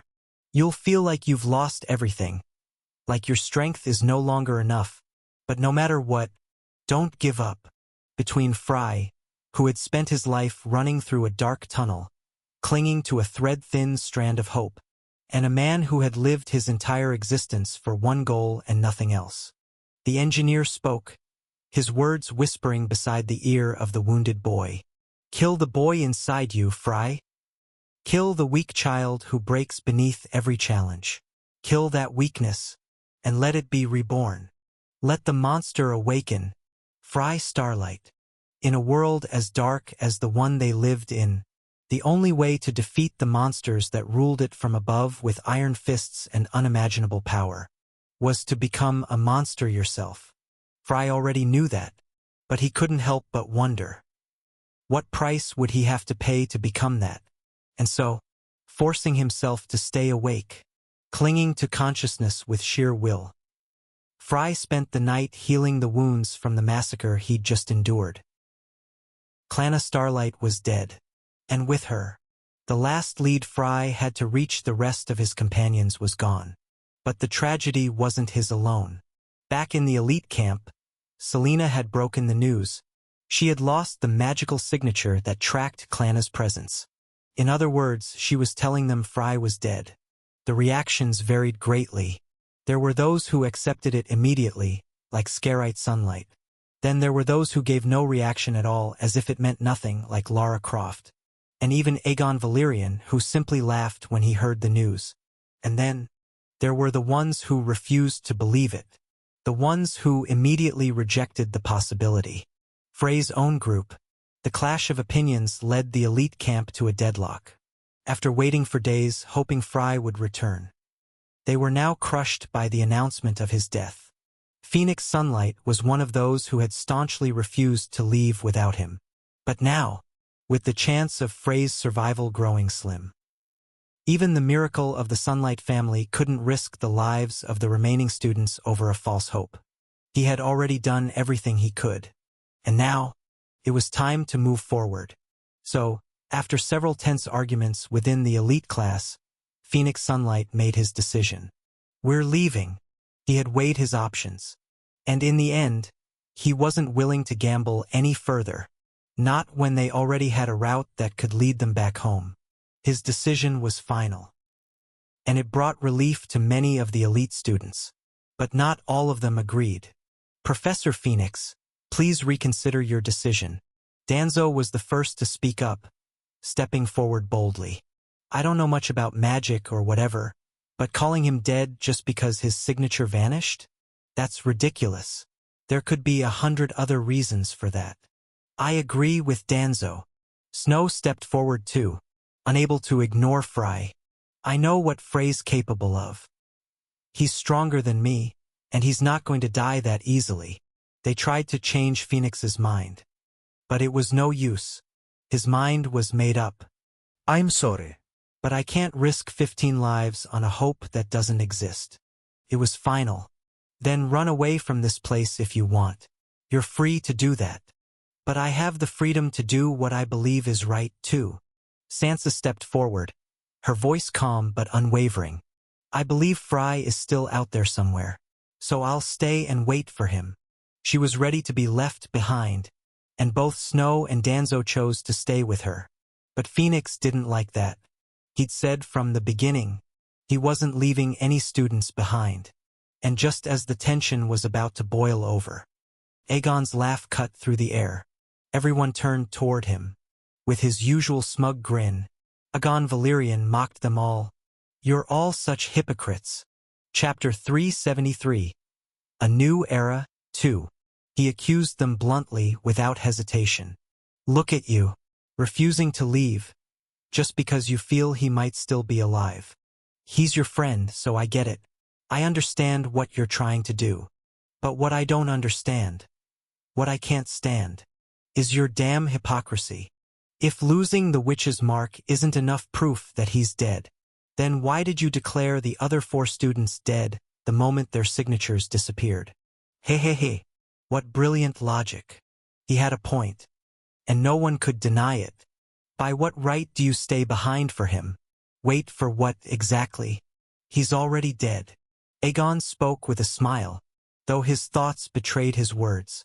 He knew Fry wouldn't die so easily. He had tried to kill him several times already, and failed. But still, Aegon didn't need a reason to keep stirring the pot. Mockery came naturally to him. Phoenix, however, would never allow them to stay behind. The prince is right. None of you should stay here waiting for him. You're not suited for something like this. It was Ghost who finally spoke after remaining silent in the corner for so long, as he usually did. Sansa and the others wanted to object, but Ghost didn't give them the chance. He continued right away. You shouldn't stay here. One person is enough, and that person is me. The only one with exceptional stealth skills. Skills that allowed him to survive longer than anyone else in the land of the Ultras. As an assassin, my talents are best suited for this. I'll find him, no matter what it takes. And when I do, we'll return home together. Just trust me, and leave this place.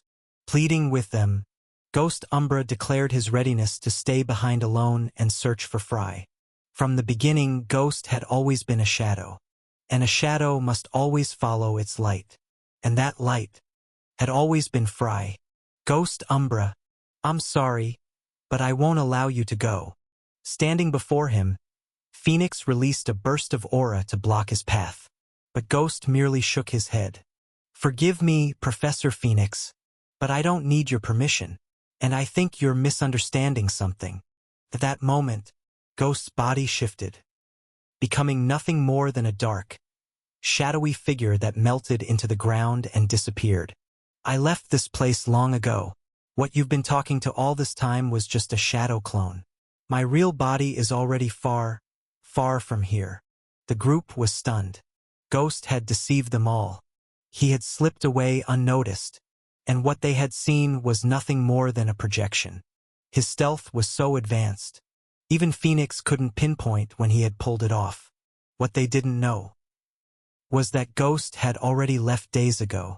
Even before Selena announced the loss of Clana's magical signature, he had moved faster than anyone else. All for one reason, to find Fry Starlight.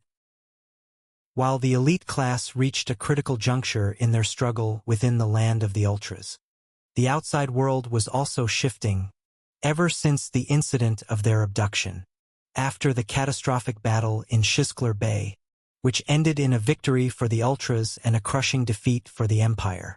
Despite the win, Astaroth, one of the demon lords, had suffered a humiliating defeat at the hands of Emperor Mikar Valyrian. He would have died had Beatrice not intervened and saved him in the end. Astaroth cursed violently once his body had finally recovered, taking advantage of the demonic vitality that allowed him to survive. Though he hadn't regained his full strength yet, his body had healed enough for him to fight again. So he returned to his base, a tower built for him by the Ultras in the capital, Kaeld, which he had claimed as his domain, still fuming from the humiliation dealt to him by Mikar and Beatrice, who mocked him to his face. Astaroth found himself spiraling. His mind was fraying, insanity nipping at the edges of his thoughts as he cursed the day he ever came to Earth. "Where the hell are you, Lord Weskier?" he growled. He walked through the tower's entrance, moving toward his throne, memories rising from the moment he first set foot on this cursed planet. Astaroth, the 19th ranked high demon, was a loyal servant of one of the 4 demon lords, Weskier, ranked 4th. In pursuit of his master, Astaroth had searched the world for him, step by step.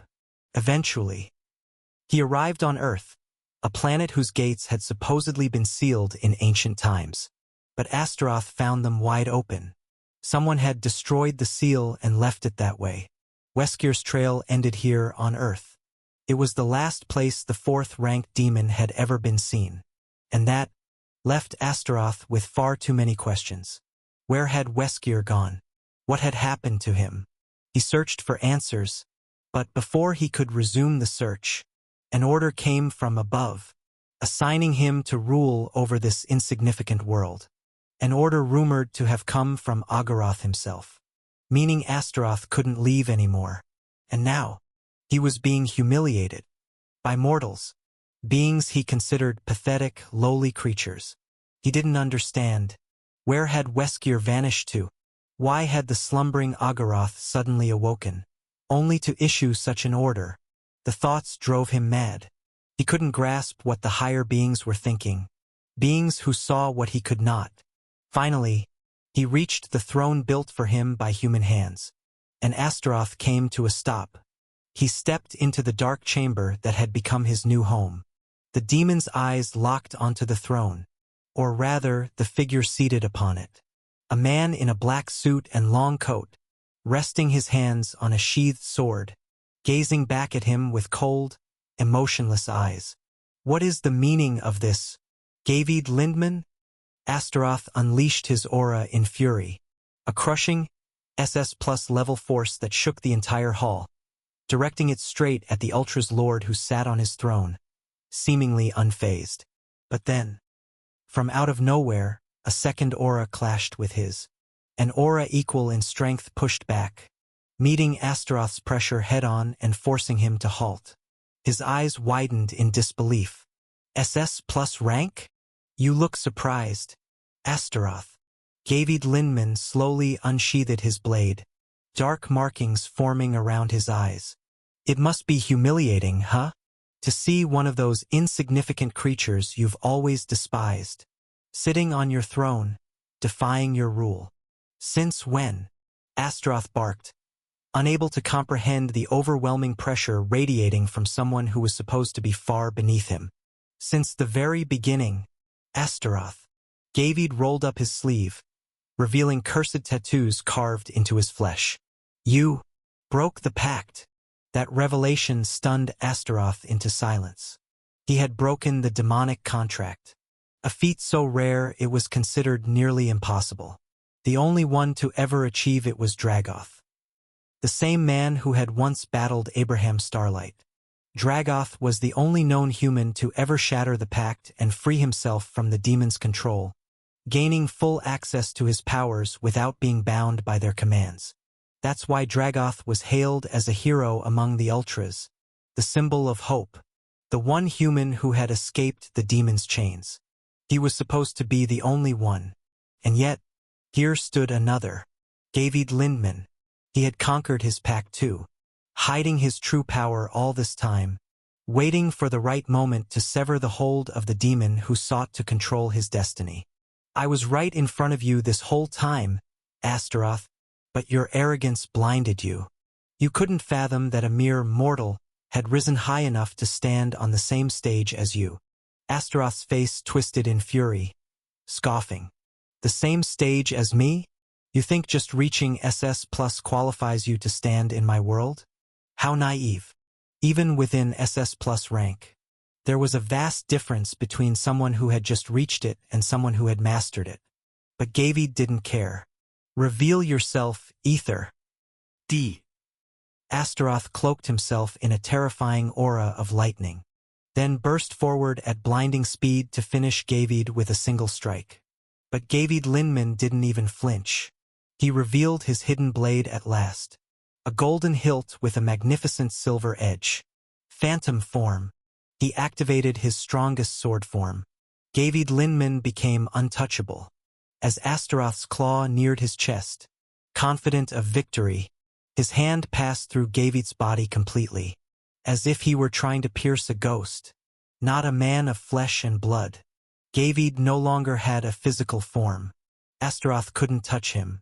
And just as he moved past him, Gavid turned sharply, blade in hand, eyes darkened by the abyss, his SS Plus aura roaring to life. You demons, you've always looked down on humans. Used them for your twisted games and experiments. With a swift motion, Gavid slashed across Astaroth's chest. Black demon blood splattered to the ground. Astaroth didn't understand what happened, until he saw the blood pouring out of him. Let's see now. What will you do when you die at the hands of one of those insignificant humans? In that moment, an unexpected war erupted between the Ultra's Lord and the demon. Chapter 374. Gavid Linman vs. Astaroth 1. The throne hall trembled as two SS Plus class auras clashed violently, each vying for dominance. Astaroth, the proud 19th ranked high demon, found himself shaken when his hand passed through Gavid Linman as if striking a ghost, not a man of flesh and blood. But it didn't end there. Gavid rematerialized just as Astaroth passed through him, and with his revealed ether blade, he slashed the demon cleanly, drawing black blood that splattered across the floor. Astaroth immediately retreated, his body crackling with gray lightning. That's strange. Astaroth. With confident steps and a storm of SS Plus aura exploding around him, Gavid advanced. His eyes were pitch black, identical to Astaroth's own, and his long coat fluttered violently in the wake of the power shaking the chamber. Raising his sword, he aimed it at the demon. You always claimed to be above us, that our power could never reach you. So tell me now, why the hell did you run? Provoked by those words, Astaroth's face darkened with fury, veins pulsing across his forehead. Unleashing a thunderous surge of lightning, Astaroth blew apart parts of the throne hall and charged at Gavid in a flash, striking with terrifying speed. Gavid raised his ether to block, but the force of impact launched him backwards. Astaroth didn't stop there. His fists burned with explosive lightning, and he rained blow after blow while Gavid focused on defense, repelling what he could with ether, and letting the rest phase harmlessly through his intangible body. From time to time, when the moment was right, Gavid would strike back with a precise counter, carving through Astaroth with brutal efficiency. Enraged, Astaroth increased the speed of his blows, delivering dozens of afterimages as he tried to overwhelm him. In mere seconds, the two had exchanged an impossible number of strikes. Unlike Astaroth, however, Gavid stayed composed, steadily drawing the demon into his tempo, and then cutting him down when the openings appeared. One well-placed blow even severed one of Astaroth's horns. Why, can't I hit him? Gavid said nothing. With exceptional skill and near-perfect timing, he blocked what could be blocked, and let everything else pass through him. Slowly, but surely, Gavid began gaining the upper hand. Realizing the damage piling up on him, Astaroth leapt back and thrust both hands forward. Take this! Concentrating an immense amount of gray lightning around his arms, he fired a catastrophic beam of condensed energy straight toward Gavid. The beam detonated the entire area, blasting outward and unleashing a violent thunderstorm across the skies, visible to every terrified citizen of Kald below. It was a devastating, full-force attack, launched at point-blank range. Astaroth was certain it had done damage, at least some, but that certainty was shattered the moment he felt a silver sword pierce through his chest. Gavid Linman still stood before him, untouched. He had simply phased through the beam using his phantom form, then struck as soon as Astaroth dropped his guard. I find it funny how a stupid demon like you dares to mock us and claim superiority. dark energy coiled around Gavid's blade, spiraling rapidly into a miniature vortex that exploded inside Astaroth's chest. Wave 0. A wave of dark force burst forth from the sword, blowing open a massive crater through Astaroth's torso. The demon reeled back, spitting black blood. Staring up at Gavid, who now towered above him with disdain, Astaroth's fury reached a peak. His silver hair shot upward as lightning surged around him. Blood activation, unleashing his full power at last. The upper half of the tower shattered instantly, leaving both men standing atop a ruined battlefield trembling beneath the pressure of demonic aura. "I'll kill you here and now. Let's see you try." Without warning, both charged, vanishing into a storm of fists and blades that devastated everything around them. Astaroth was not at full power, still wounded from his previous clash with Emperor Mikar Valerian. Even so, his blows were ferocious, and Gavid remained firmly on the defensive. But even as Astaroth's speed rose and the pressure increased, Gavid continued deflecting what he could, and letting the rest phase through. Something's wrong. As the battle stretched on, Astaroth's rage gave way to cold focus and suspicion. He can let my attacks phase through him. So why is he still blocking with his sword? The two kept sprinting at blinding speed, leaving behind trails of dark aura that intertwined violently in their wake. Even though Gavid had reached the SS Plus class, he was still inferior to Astaroth in terms of aura output and raw physical power. Yet he managed to endure thanks to his phantom form, which gave him a clear advantage against Astaroth's explosive speed and overwhelming might. That damn phantom technique is the only thing he has that works on me. If I break through his defense even once, it'll be over. But no matter how many times he tried, Astaroth failed to land a single direct hit. Everything he threw at Gavid simply passed through. Still, Astaroth knew no ability was flawless. He pressed on relentlessly, tearing the battlefield apart, enduring whatever Gavid threw back at him. Although Gavid landed multiple strikes, the damage wasn't critical. Astaroth's demonic vitality healed it all in seconds. Faster! The two exchanged blows at astonishing speed. Astaroth's fists relentlessly slammed against Gavid's ether sword, trying to break his guard. Faster! The demon's arms were now invisible from sheer velocity, forcing Gavid into retreat under the non-stop barrage. As he attacked from the front, Astaroth secretly shaped his lightning aura into a celestial orb behind Gavid's back, taking advantage of his distraction. He waited for the perfect moment, then fired a beam of lightning straight at Gavid's exposed rear. At first, Astaroth thought the attack would phase through him like all the rest, but the result exceeded his expectations. As soon as the lightning neared Gavid's back, it exploded violently on contact, causing Gavid to grimace in pain as blood poured down his spine. The attack didn't pass through him, causing Astaroth to erupt in manic laughter. Ah ha ha ha ha! So that's it. Coating his fist in lightning once more, Astaroth threw a punch, but it phased harmlessly through Gavid's face as he quickly pulled away to create distance. Your ability isn't that special after all, Lindman. Astaroth's aura pressure surged. He was ready to end it now that he had figured it out. You're not invincible. Your power doesn't activate automatically. Does it? Keek. Hearing those words, Gavid focused on mending the wound on his back. He tossed his tattered coat aside and rose to his feet, his silver ether blade glowing brilliantly. That's true. He looked down at his sword. Phantom form, his ultimate sword manifestation, rendered his body intangible, making him untouchable. But it wasn't perfect. Gavid couldn't maintain his phantom state at all times. He had to observe his opponent carefully, and only the targeted part of his body would shift to an ethereal state in time to let attacks pass through. That was why he blocked some of Astaroth's quicker strikes instead of letting them phase through, because he couldn't detect or react fast enough. And that explained why the lightning beam struck him earlier. CIT came from a blind spot. By the time he sensed it, it was too late to phase. That's a massive weakness, Gavid Lindman. Keek. Now that I know it, your power won't help you much longer. You talk too much. Even after his weakness was exposed, Gavid showed no panic. He simply raised his glowing sword again and stood his ground. Come.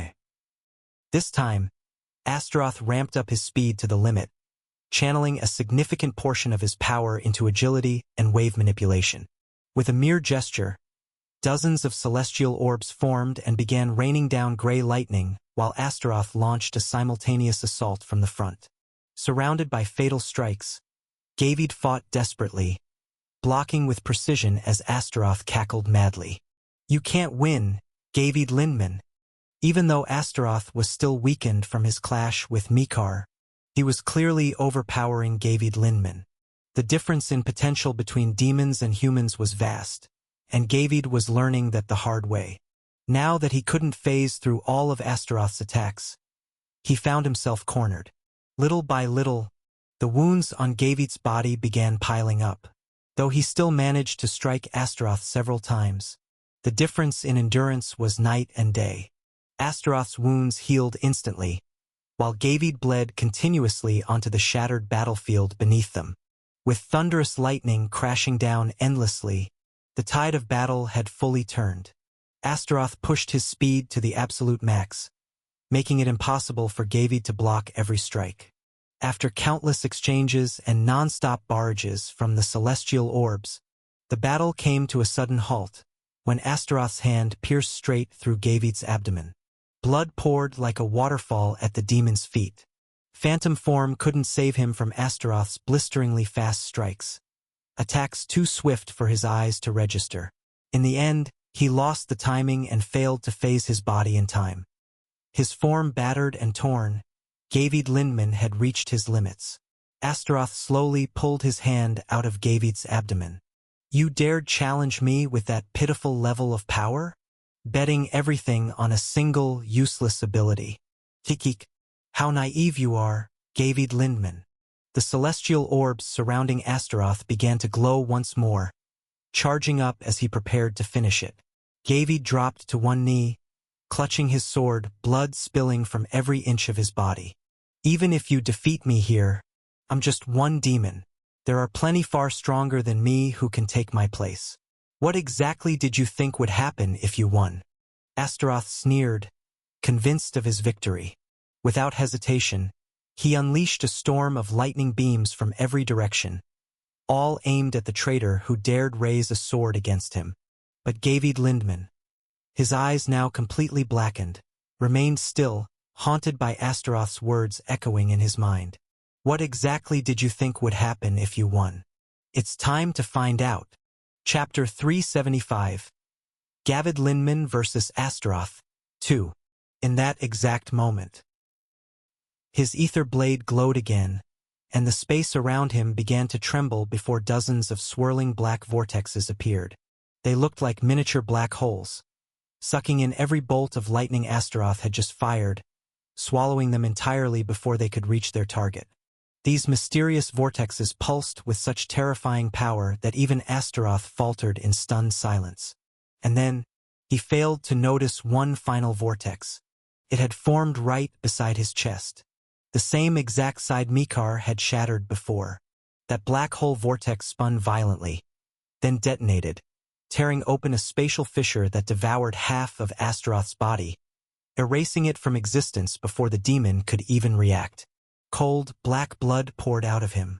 Astaroth didn't even register what had happened until it was far too late, until he realized that the entire right half of his body had been wiped out again. Gavid had smartly aimed for the weak point Mikar had already exposed. And now Astaroth collapsed to the ground while Gavid Lindman rose to his feet once more. How? Staring in disbelief at the man he had pummeled again and again, Astaroth couldn't comprehend how the tables had turned so quickly. "I told you already, you're just a mindless beast with explosive strength. What made you think Phantom Form was the only card I had?" Gavid plunged his blade into one of the swirling vortexes, letting it wrap around the ether and form a curved, black hole-like edge that radiated power so overwhelming, Astaroth's expression turned to stone. From the very beginning, Gavid Lindman had been in control. He knew Astaroth would eventually discover his weakness. He let him believe Phantom Form was all he had, hiding this devastating weapon for the moment it mattered most. All I had to do was endure and wait for the perfect moment. That moment when an enemy becomes convinced of their victory, when they lower their guard and lose the will to defend. Using the aftermath of Mikar's battle, Gavid Linman utterly crushed Astaroth. Standing tall, his sword cloaked in black aura, he looked like the Reaper himself in the eyes of the fallen demon. Astaroth screamed in rage and desperation. Do you realize what you're about to do? You're dooming your entire race. It won't end with me. More demons will come. Stronger demons. They'll wipe out this world. Is that what you want? Though his frantic words were just a final, desperate plea for survival, they weren't entirely wrong. Gavid Linman knew that, but he still found himself asking, so what? Whether now or later, what had the Ultras endured regardless? This world is doomed either way. If death is inevitable, then I'll at least die by my own will. That is my fate, and mine alone to decide. With unwavering resolve and a blade cloaked in black flames, Gavid stood like the embodiment of death itself. Astaroth, dragging himself backward across the blood-stained ground, knew he had truly lost. Stop! He had faced death once before against Mikar, and now he faced it again against another human. Before the terrifying grip of death, the one thing Astaroth feared most. He crawled desperately, trying to escape as Gavid Linman followed with slow, heavy steps. When the ether blade glinted above the demon's exposed neck, signaling the end, Astaroth felt a fear so deep it drowned out his pride. He screamed in panic. Save me! Beatrice! Cornered with no way out, Astaroth called for the only one who might still save him. But the witch never came. No matter how many times he cried her name, no one will save you, Astaroth. Here and now, the demon order that enslaved the Ultras, using them as lab rats for their twisted pleasures, comes to an end, and a new order begins. Beatrice. A new order where everyone is free to choose their own fate. Between Gavid Linman, who declared the birth of a new system, and Astaroth, who kept screaming for Beatrice. An era of oppression came to an end the moment ether cleaved through Astaroth's neck, leaving behind a dark arc in the air, a dark arc that severed centuries of cruelty endured by a continent that had seen nothing but horrors. And with the severing of that head, Gavid didn't stop. He kept swinging, cutting Astaroth's body into pieces, reducing it to rotting chunks of black-blooded flesh. Only after dozens of merciless strikes did Gavid finally stop, standing tall before what remained of the 19th-ranked Greater Demon's corpse. He had won. I killed him, Gavid Linman muttered, struggling to catch his breath as he began to walk away. I killed one of the upper ranks. He had taken the first step, one that no other dared take. But his body, wrecked by injuries, could no longer carry his weight. Gavid staggered, nearly collapsing, until a hand caught him. Covered in blood, Gavid looked up to see the old man who had saved him. Murgo, the Lord of the Dark Hive, had arrived on the battlefield, his usual smile on display. You really did it, my friend. Heh, why do you look happy? Aren't you half demon yourself? Gavid asked, and Murgo's smile only widened as a single horn emerged from the back of his head. Yes, I'm half demon, but I'm also half human. I'm as human as you are, Gavid Linman. Gavid let out a dry laugh. So that's why you deployed your barrier, huh? Murgo nodded, glancing at the translucent barrier he had placed around the tower during the battle.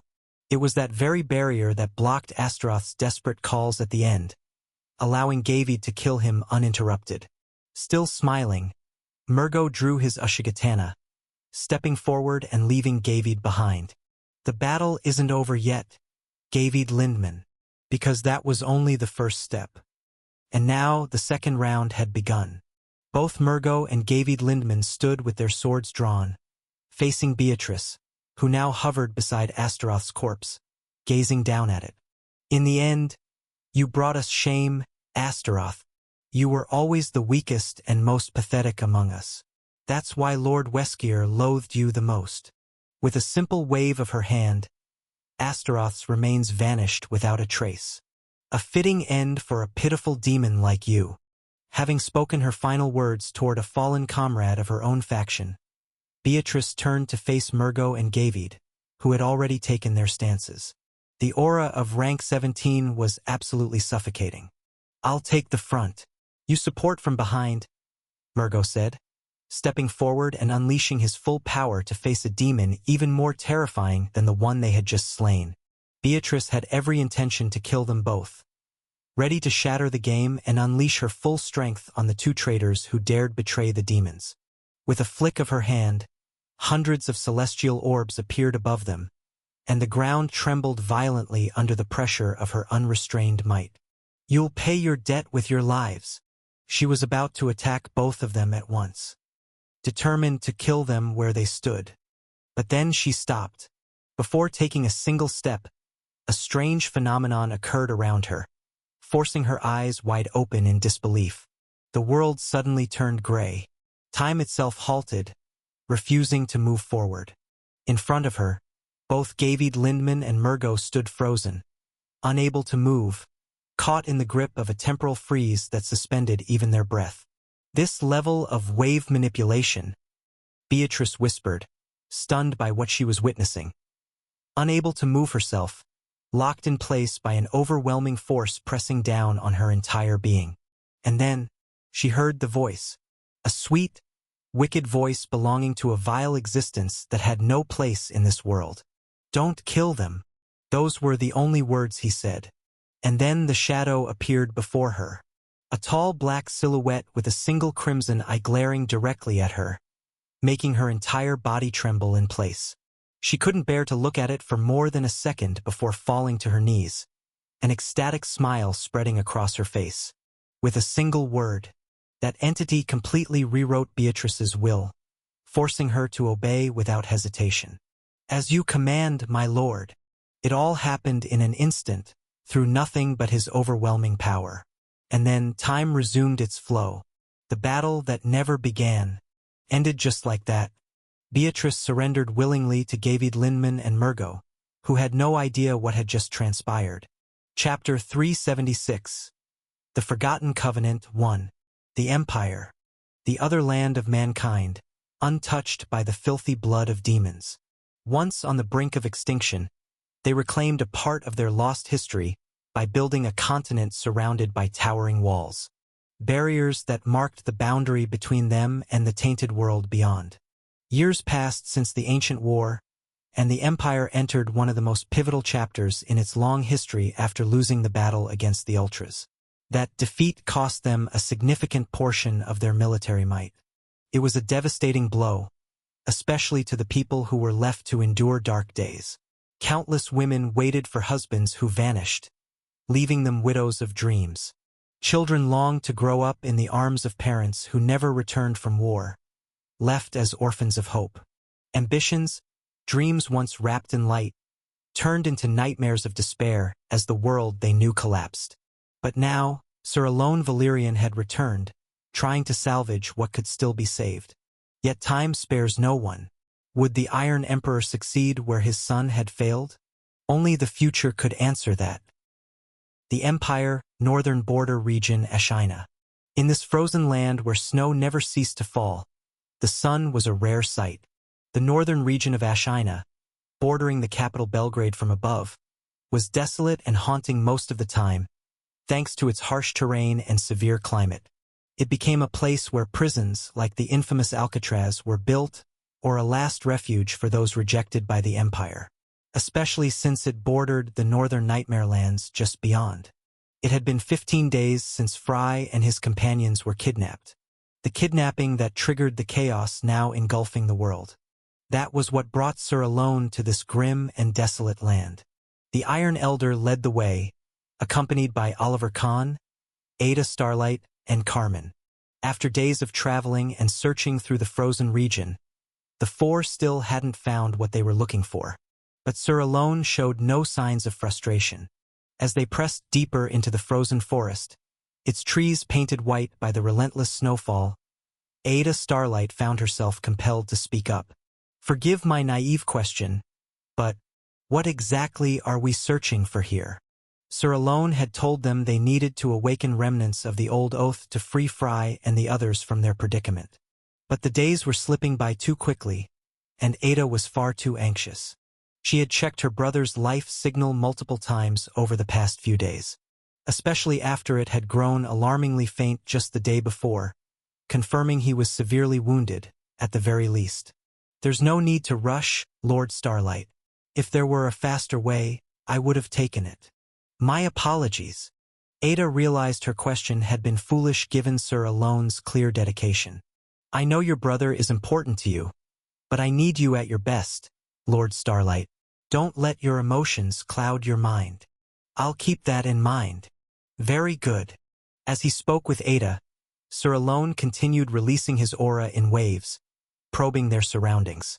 We're approaching the northern Nightmare Lands, said Oliver Kahn as he observed their surroundings carefully. Carmen frowned at the mention of the Nightmare Lands. Isn't that the region where one of the Nightmare Lords resides? Oliver Kahn nodded. Yes, the Abyss Watchers are stationed there. Among the 3 Nightmare Lords, the Abyss Watchers were the most enigmatic. They weren't a single entity but rather a large group resembling knights. The only thing that set them apart from humans was their massive build and towering height, over 3 meters tall. From a distance, one could mistake them for ordinary armored knights. Is it safe to go any deeper? It's fine. Our combat strength is more than enough to handle them. Oliver Kahn reassured them they could handle the Abyss Watchers if they were attacked. Though truthfully, most of that strength came from Sir Alone himself, a peak SS Plus level powerhouse. No need to worry about the Abyss Watchers. Sir Alone stopped walking and a wide smile spread across his face. We've arrived. With those words, he struck the ground with his cane, unleashing a golden wave of aura that surged across the area like a ripple. And then they saw it. The space before them shattered like glass. Reality flipped before their eyes as the illusion surrounding them was dispelled. Sir Alone had broken through a strange barrier. One neither Oliver Kahn nor Carmen had even sensed. Everyone was startled to find themselves standing in a completely different place this time. I see they're still good at hiding. Sir Alone spoke as he took the first step into the newly revealed land.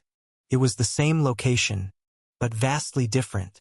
Unlike the peaceful land it once was, Ada Starlight and the others were stunned by the overwhelming chaos that now filled the area before them. Signs of battle, bloodstains, and corpses littered the ground, and the atmosphere had grown darker with every passing second. They stared at the disfigured bodies of the fallen knights, scattered across the land, even impaled on trees. Everyone reached the same grim realization.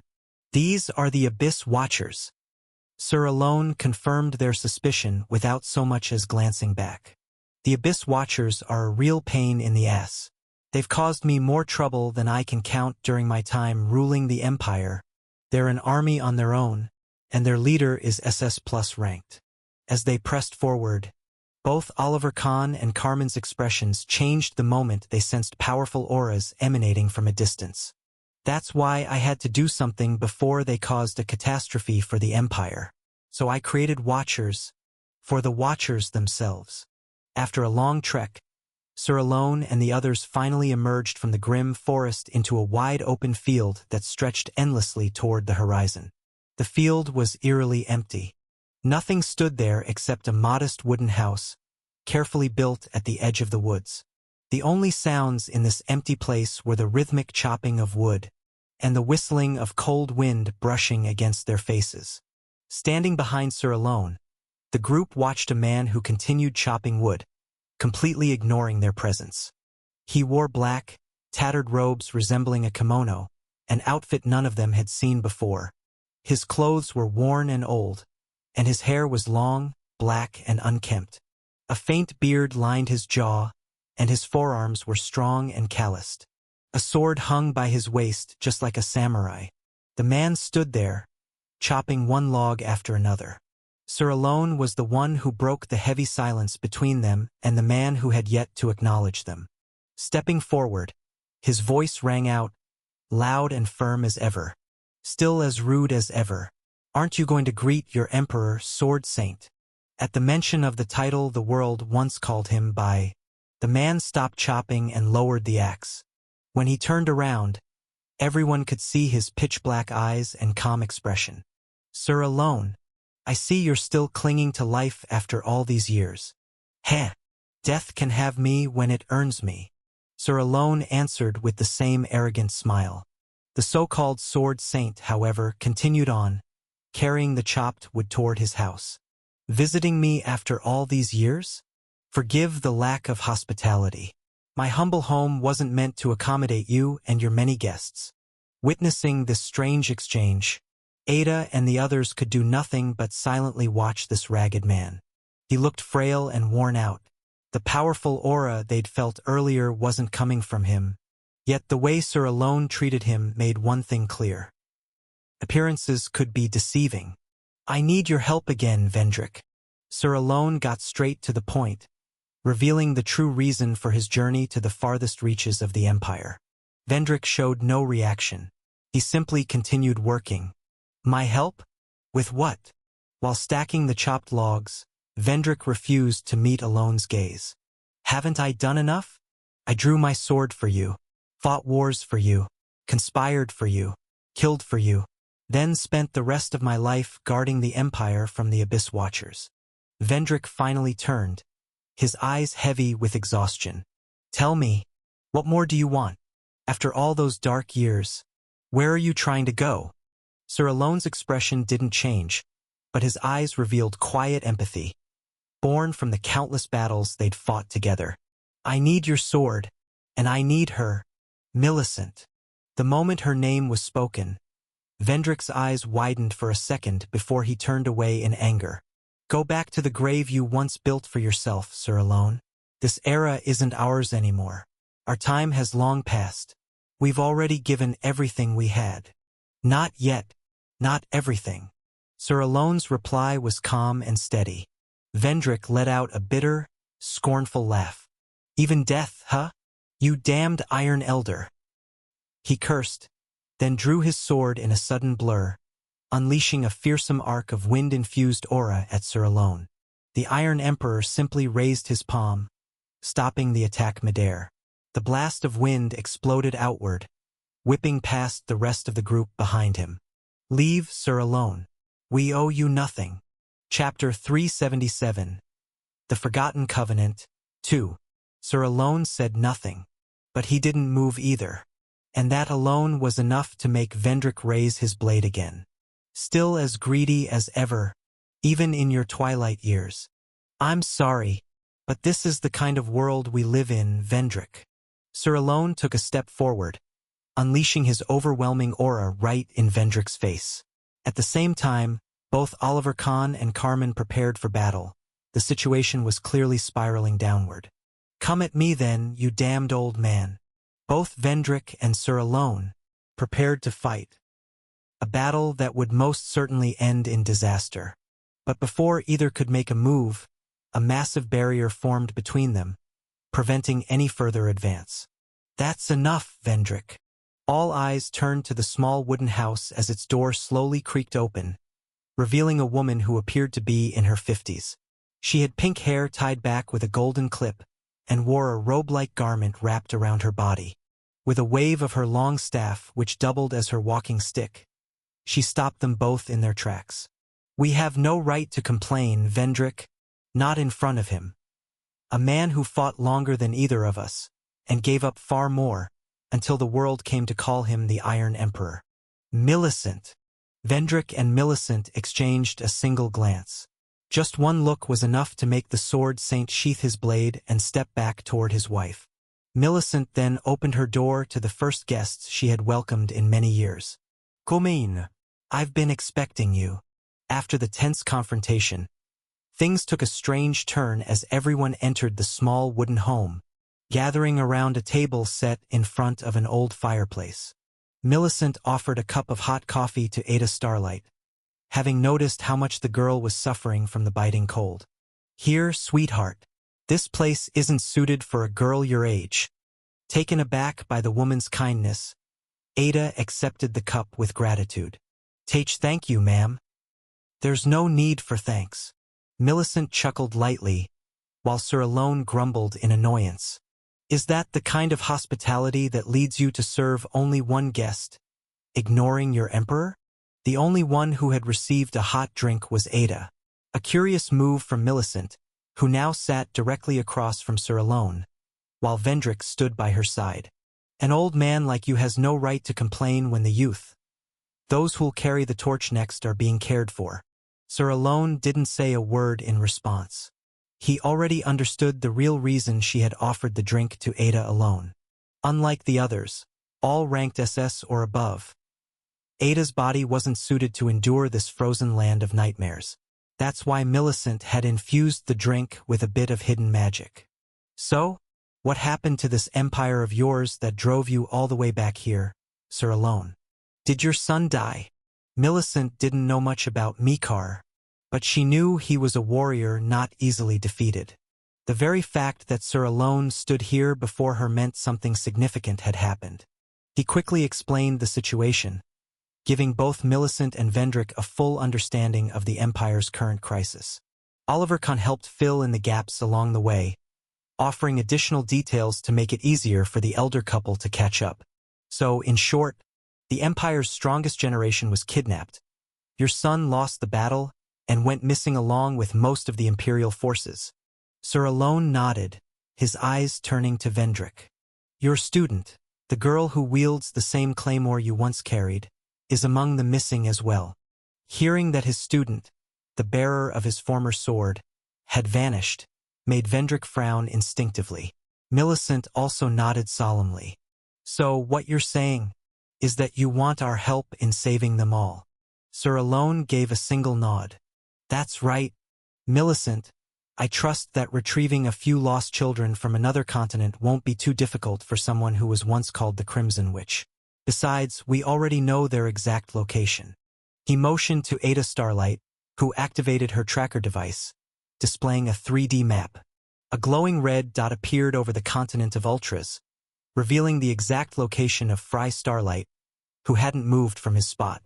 All you need to do is bring them back here with your magic. As soon as he said that, Millicent let out a deep sigh and shook her head. You're misunderstanding something, Sir Alone.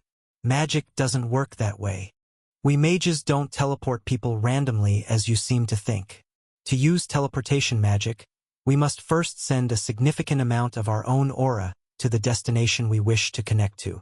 Listening carefully, Sir Alone interrupted. Is sending your power to the continent of Ultras really that difficult? Millicent shook her head. No. For someone of my level, that would be easy. The problem lies with the enemy. The moment she mentioned enemy, everyone instinctively focused on her words. Mages always spread their personal domain over any battlefield they enter, to assert control. And that's the issue here. The Ultras have a very powerful witch who's already spread her domain across most of the entire continent.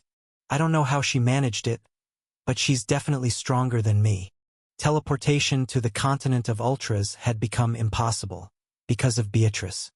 Her presence alone would nullify any attempt made by the Empire's mages, which explained why figures like Luke Valerian had failed in the past when trying to cross into Ultras.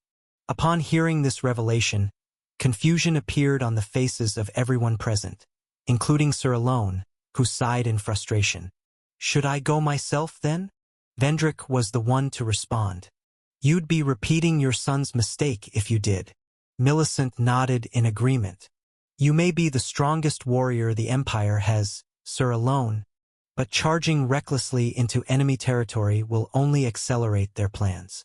She clasped her hands, eyes distant as if recalling memories from long ago, before speaking again, this time with visible resolve. Though the Witch of Ultras is strong, I possess a spell that might just be able to breach her defenses. The moment those words left her lips, hope returned to Ada and the others. Sir Alone raised an eyebrow, recognizing the magic she referred to. Stellar magic? Millicent nodded. Yes, that ancient and mysterious spell we discovered so long ago. With it, I should be able to pierce through her domain.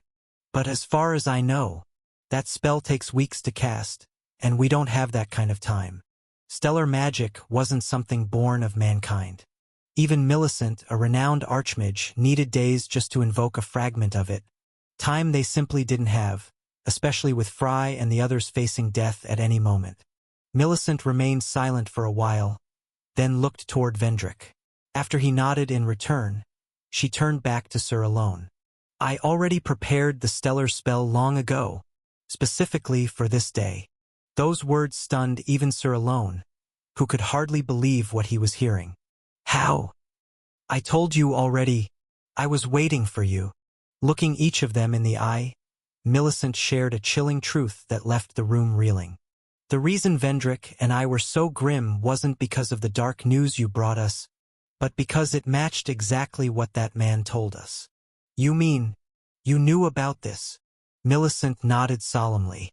2 years ago, a strange man came to this place, cloaked entirely in black.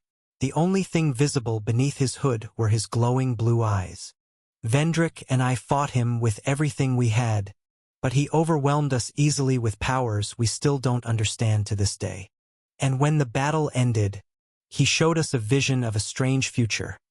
A future where the Empire's elite are kidnapped, where it loses the war against Ultras, and where the Iron Emperor returns, accompanied by unfamiliar faces, to seek our help. Each word she spoke only deepened the silence in the room. Ada was the only one who immediately recognized the figure Millicent had described. That means, yes, Sir Alone, that being showed us the future, which is why we've been preparing for this moment ever since. A day we never thought would truly arrive, but one we couldn't ignore. With those final words, the crimson which made something terrifyingly clear to everyone present. There's a hidden game being played around us, Sir Alone. Powerful, unseen forces are toying with us like pieces on a chessboard, manipulating the future as if it already belongs to them.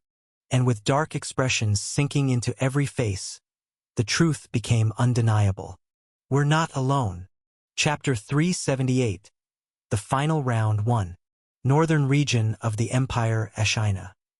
After shocking everyone with the mention of the blue-eyed engineer who had predicted the Empire's future years ago, Millicent stepped out of the cabin with the others, positioning themselves in the middle of the frozen plain that separated the northern Nightmare Lands from the Imperial Ashina territory. Millicent was intensely focused, preparing her stellar magic to strike the enemy by surprise. The moment I enter her domain, the enemy will sense my presence and move instantly. So instead of us charging in and starting an unnecessary battle, it would be better to open a gate that brings the elite students here. Once the stellar magic was activated, Beatrice wouldn't sit idle. She would intervene immediately, likely triggering a battle that could cost most of the students their lives. Instead, creating a portal to bring them back to the Empire was the more logical approach, and one Sir Alone agreed to. Do it. Millicent nodded. To save as many elite students as possible, they had to act quickly and precisely. Meanwhile, her husband, the Sword Saint Vendrick, was not present. He had departed with a church delegation to try and rescue the remaining Imperial warriors lost somewhere near the Shiskler Bay on the Ultras' border.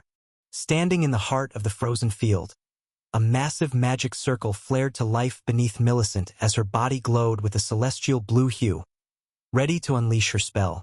Seeing this, Ada quickly set up Fry Starlight's location to help Millicent pinpoint where exactly to cast the spell. Though the red mark revealed Frey's position, it covered a vast area, dozens of kilometers wide, which meant Millicent needed to confirm whether the rest of the elite class was near him. With deep focus and closed eyes, Millicent prepared to break through Beatrice's domain, while Sir Alone stood at the ready, waiting for the moment he might be forced to strike. Then, after a few tense minutes, a grim expression spread across Millicent's face. She furrowed her brows and slowly dispersed the magic, leaving everyone bewildered. They had all expected to witness the stellar spell in action. As her SS Plus aura faded, Millicent opened her eyes. We have a problem. What is it? Ada Starlight asked anxiously, faster than anyone else. She had been holding on to hope for her brother's rescue. Did something happen to Fry? Millicent shook her head, dismissing Ada's fears as she stepped closer. The issue isn't whether he's safe or not. It's something else entirely. We assumed the elite class was still together, which would have made bringing them back easier. But reality has shattered that assumption. With a heavy sigh, the Crimson Witch explained, Fry Starlight is alone. There's no trace of the other elite students anywhere near him. Everyone stared at her in disbelief. A possibility none of them had considered suddenly stopped their thoughts. They were sure they had the elite class's location, but that had been a false assumption. We have Fry Starlight's location, not the students. Sir Alone cursed under his breath, while Ada covered her mouth, shocked by how far off their plan had gone. That leaves us with very few options. Millicent turned her eyes to Sir Alone, placing the responsibility in his hands. We have two choices. Either we head now to where Fry Starlight is and try to locate the others after saving him, or we wait until they regroup, then teleport them all back at once. The first option seemed more reasonable. But Millicent added critical context. Keep in mind that the moment we enter the Ultras continent, the enemy will know we're there. That witch's domain covers the entire continent. She could likely kill every elite student at any moment she wishes. But she hasn't. Do you understand what that means, Sir Alone? Sir Alone's expression darkened, realizing her implication. She's waiting for something. It didn't make sense that the elite students had survived this long with a witch like her looming nearby. But Fry Starlight being alive meant the others might be too. Which meant a larger game was being orchestrated in the shadows.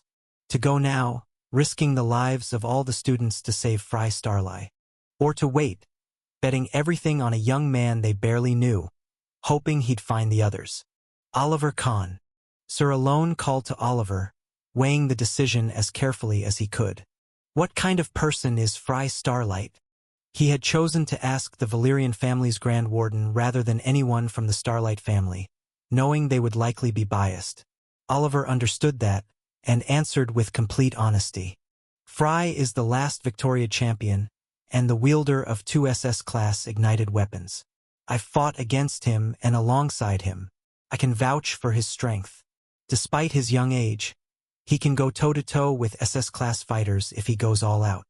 Oliver paused for a second, then spoke firmly. He's most definitely a fighter worth trusting. Sir Alone was clearly taken aback by Oliver Kahn's words.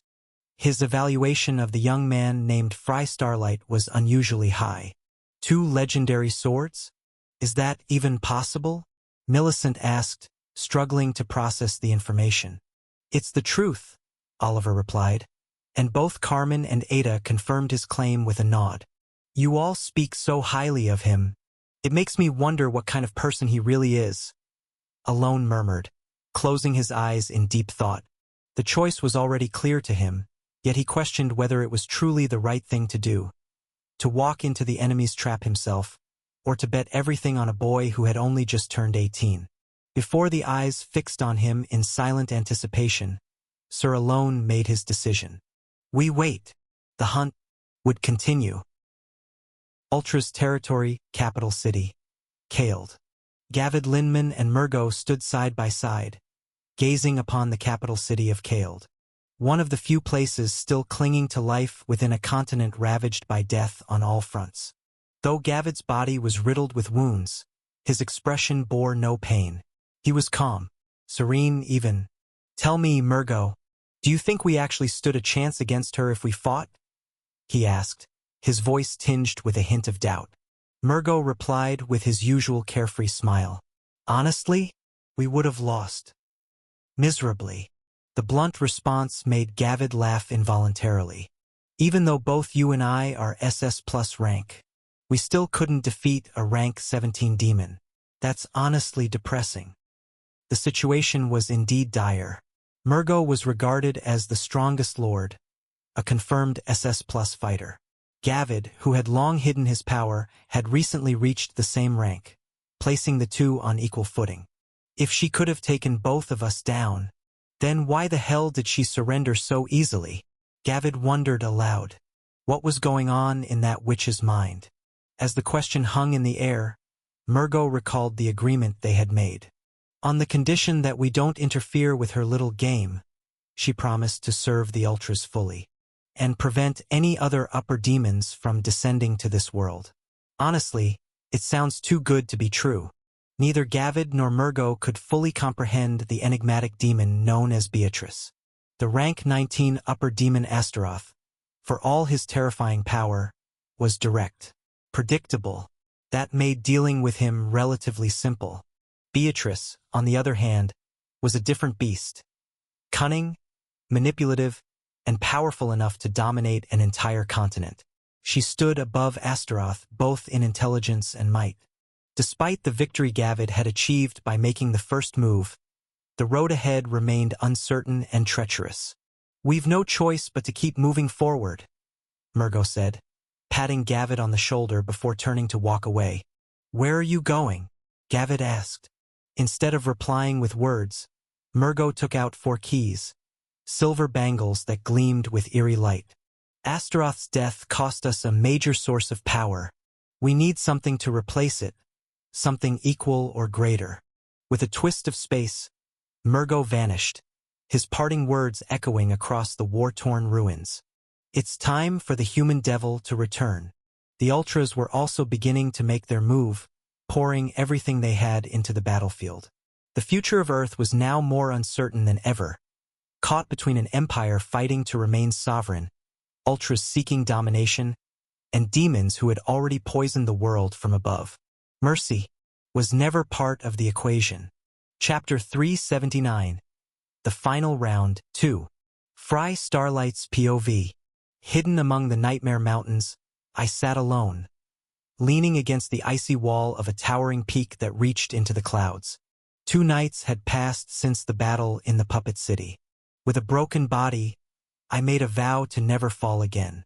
I could feel every cell in this body burning, straining to repair the devastating injuries I'd sustained. I never lost consciousness, not even once. I wouldn't allow myself to. Trapped in a strange limbo between wakefulness and sleep, I kept my eyes half open, motionless, frozen in place like a lifeless corpse. But life hadn't abandoned this body. It wouldn't. Every so often, primitive nightmare creatures emerged from the shadows, creeping toward me with the intent to feast. I didn't see them. I sensed them. They would draw close, very close, only to retreat the moment they breached the invisible boundary around me. Even in my semi-conscious state, those monsters seemed to understand that appearances could be dangerously deceptive. Hours passed rapidly. Hours of silence.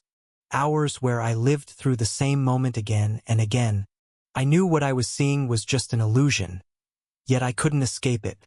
Surrounded by fire and shattered puppets, their broken limbs crawling toward me, trying to devour me. Holding Clana Starlight tightly in my arms, her trembling body clung to mine, refusing to let go. I couldn't forget the words she kept whispering into my ear, her final words. I don't want to die. But she did. She died, stripped of her humanity, turned into a puppet that plunged her blade into my chest, leaving a gaping, bloodied hole. The Puppet City, Simon Manus, and Clana. I knew they would continue to haunt my nightmares for a long time. Even when I'm awake, even when I'm conscious, her ghost would keep appearing before me. I had no choice but to live with it and move forward. Sinking deeper into this whirlpool of dark thoughts, drowning my mind in shadows, my brain shut down for a moment as a jolt, like a thunderous surge, struck my head and violently jolted me back to reality. I gasped, drawing a sharp breath, struggling to breathe. I was still here, sweating profusely between the mountain chains. But unlike my broken state before, this time I felt no pain. Only a surge of explosive power that made me shoot to my feet, throwing off the black cloak wrapped around me. I couldn't grasp what had just happened. I tore off my shattered armor, riddled with holes and scars, and looked at my bare body. As soon as I stripped it off, I stared at my chest, my abdomen, my arms and hands. This body that should have been mangled with wounds.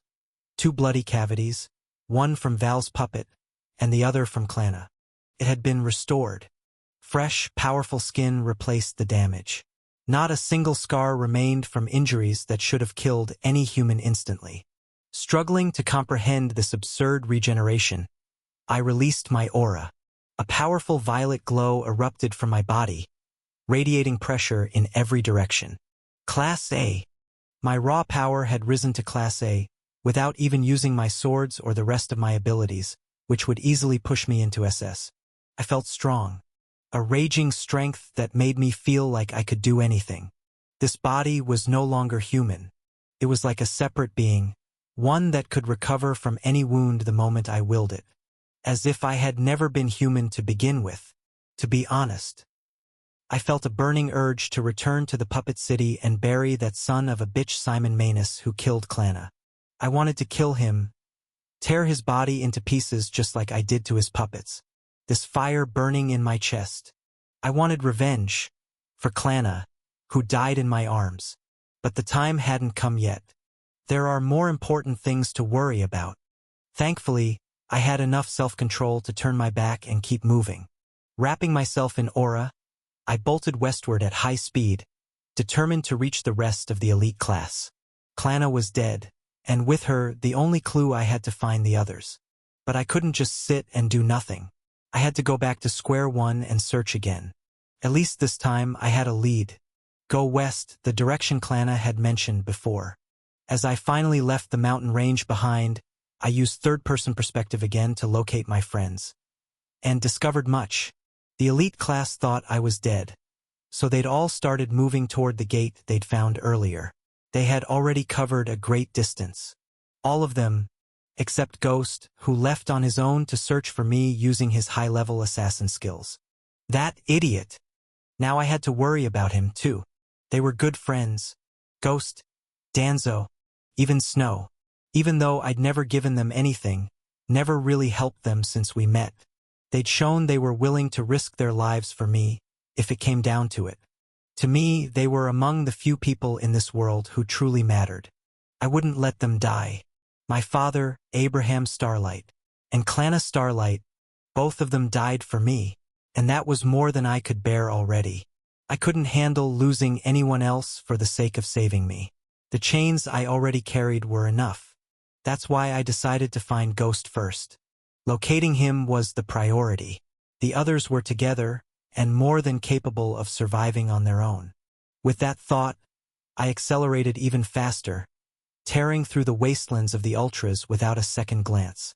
Finding Ghost, who was a master of concealment, was a difficult task. Even while constantly using third-person POV on him, my current running speed was already at its peak. Everything I could muster, and yet, I couldn't help but push myself harder as a strange feeling took hold of me. A sinister premonition slowly crept into my heart the further I advanced. Especially when I began sensing a massive number of unfamiliar auras moving somewhere up ahead.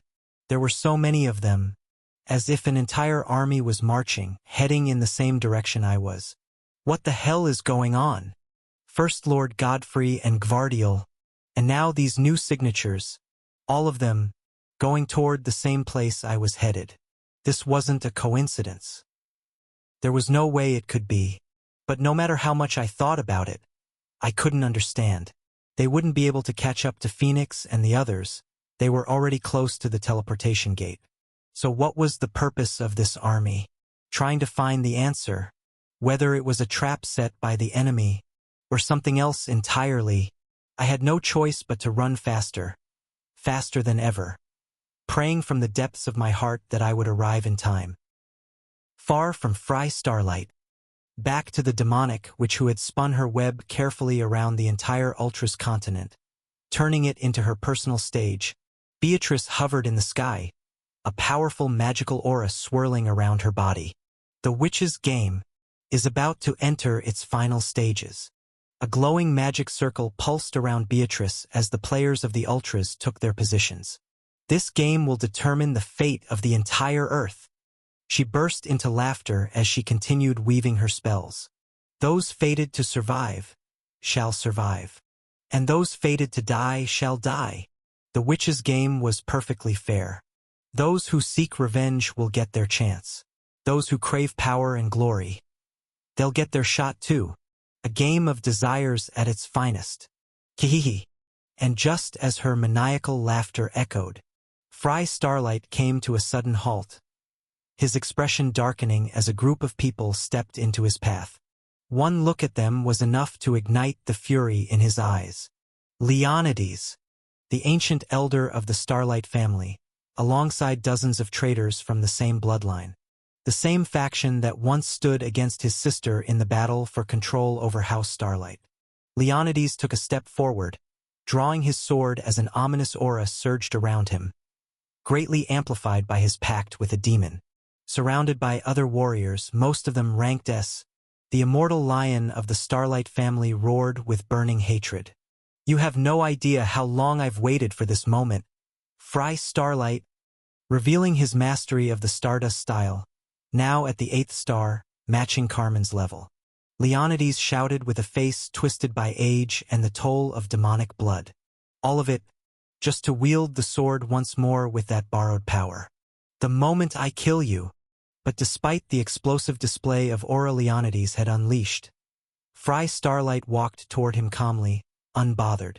His cold eyes no longer saw Leonidas as human. And with a voice that made the immortal lion's blood boil, Fry spoke. Step aside, Leonidas. I have no intention of fighting someone weaker than me. What did you just say? After all the pressure he had built up, these were the first words Leonidas heard from Fry. You're going to die anyway. Your body won't withstand the demon's blood. Fry could see it clearly. Leonidas looked several years older than the last time they met. So go bury your pathetic corpse somewhere I won't have to see it. You bastard! Driven mad by Frey's taunts, Leonidas charged with a roar, accompanied by many other warriors, as Fry slowly drew his twin swords to meet them, welcoming them with steel and blood. Thus began the first of many grudge matches, here in the heart of the Ultras continent. Chapter 380. The Death of the Immortal. Somewhere in the western region of the Ultras continent, a barren land, scorched by death, perfect arena, an arena for a battle unknown to all, between two members of House Starlight. One from the new generation, and the other an old relic worn down by time. Leonidas Starlight charged at Fry, his body cloaked in starlight aura, unleashing pressure that had finally reached the long-coveted SS rank. The immortal lion was not alone. Many of his followers, traitors who had abandoned House Starlight after their loss to Ada, joined him. After forging a demonic contract that allowed him to shatter the limits that had restrained him for decades, Leonidas had one goal: redemption. And the first step was Fry Starlight, the thorn in his side, the ghost of the man who had once dethroned him. In theory, his power should have been enough to crush a young man who had barely broken into rank B recently. But reality was far from what the old man had imagined. From the very first clash, Fry sent him flying, crashing violently into the ground behind him. Dual black swords gripped in each hand. One of them, a katana, Leonidas recognized instantly. The Dark Sister, the sword Abraham Starlight once used to crush him and claim the throne. And now that same sword was wielded by his son, who effortlessly sliced through two of Leonidas' followers, releasing a pressure well within SS rank. One of the traitors, Khalifa, a spatial manipulator and teleportation specialist, attempted a surprise attack from behind. He thought he'd succeeded, only to realize he had cut through an afterimage left behind by Frey's sheer speed. By the time Khalifa turned around, Fry had already severed his head. With the same terrifying speed, Fry unleashed a relentless storm of dark slashes, tearing through the rest of the traitors like paper. They were all rank S, yet it only took a few minutes to reduce them to corpses, leaving Leonidas utterly alone. Fry walked toward him slowly, cold violet light glowing from his eyes, his body drenched in the blood of the fallen. It was a look of disdain, a look that reduced Leonidas to nothing more than a stone on the side of the road, something to be stepped on and forgotten. Why did you show your face to me again, Leonidas? Fry vanished from Leonidas' vision before he could react. Moments later, he reappeared at his right flank, slashing with both swords. Leonidas barely managed to block before stumbling backward, gasping for breath. But Fry didn't let up. He pressed on, wave after wave of dark aura clashing violently against the starlight. You should have stayed hidden among the ultras and begged for their protection. They exchanged blow after blow, but the power gap was enormous. Fry attacked freely, while Leonidas struggled to breathe, let alone retaliate. You're nothing but a cowardly bastard, a useless, pathetic traitor. Boom! Leonidas' blood soaked the ground as Dark Sister and Valerian carved into his flesh without mercy, reshaping his body into a grotesque, mangled mess. Is this the power you sought after for so long? Slash. Fry pushed further, breaking through Leonidas' defenses completely. And then, a scream of agony echoed across the wasteland. With a single swing, Fry severed Leonidas' left arm at the shoulder. Blood gushed out, painting the ground in crimson.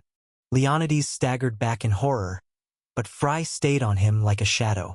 What made you think you could win against me with such pitiful strength? Their blades clashed again. Darkness versus starlight, each aura trying to devour the other. You're pitiful, Leonidas' starlight.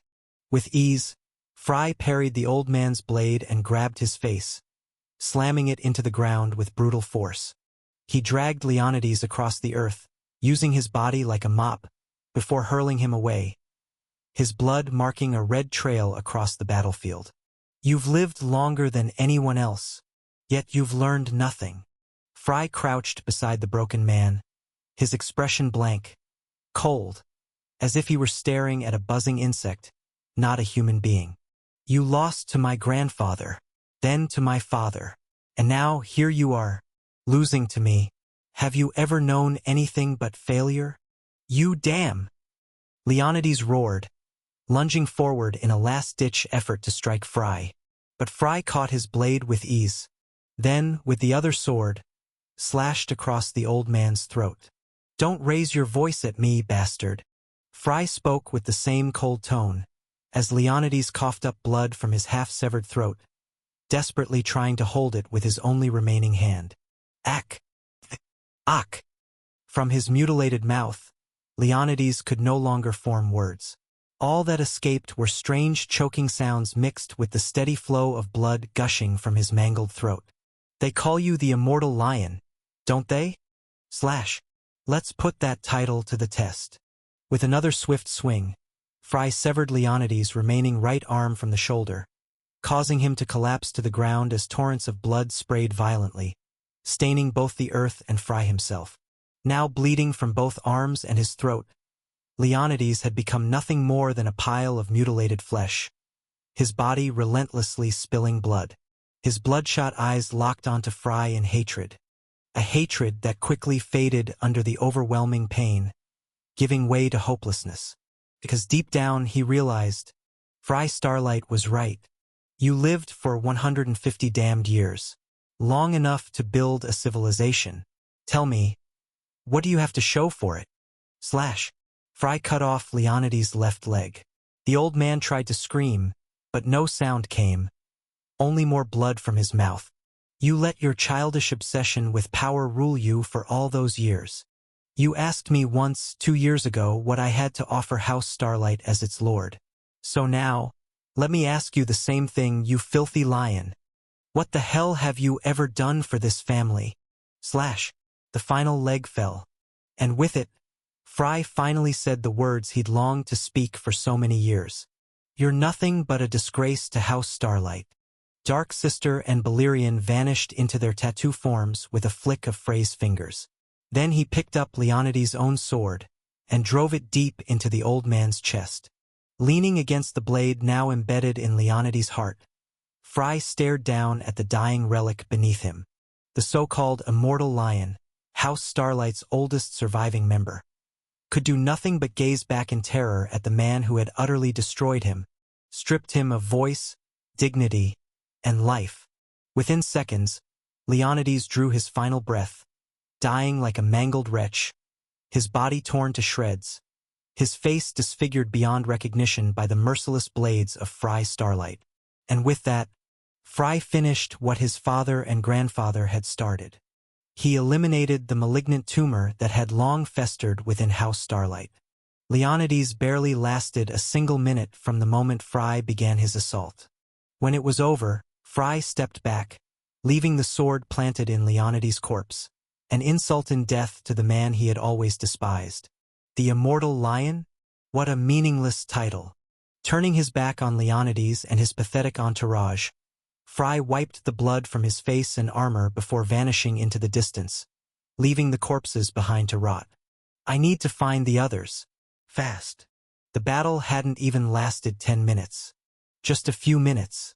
That was all it took for Fry to end a 2-year-old grudge. He killed him swiftly, and forgot him even faster. His focus was now fixed on something far more important. The final round of the Witches' game was about to begin, and battles far crueler than this one were looming on the horizon. What Fry didn't know was just how dark the future would be.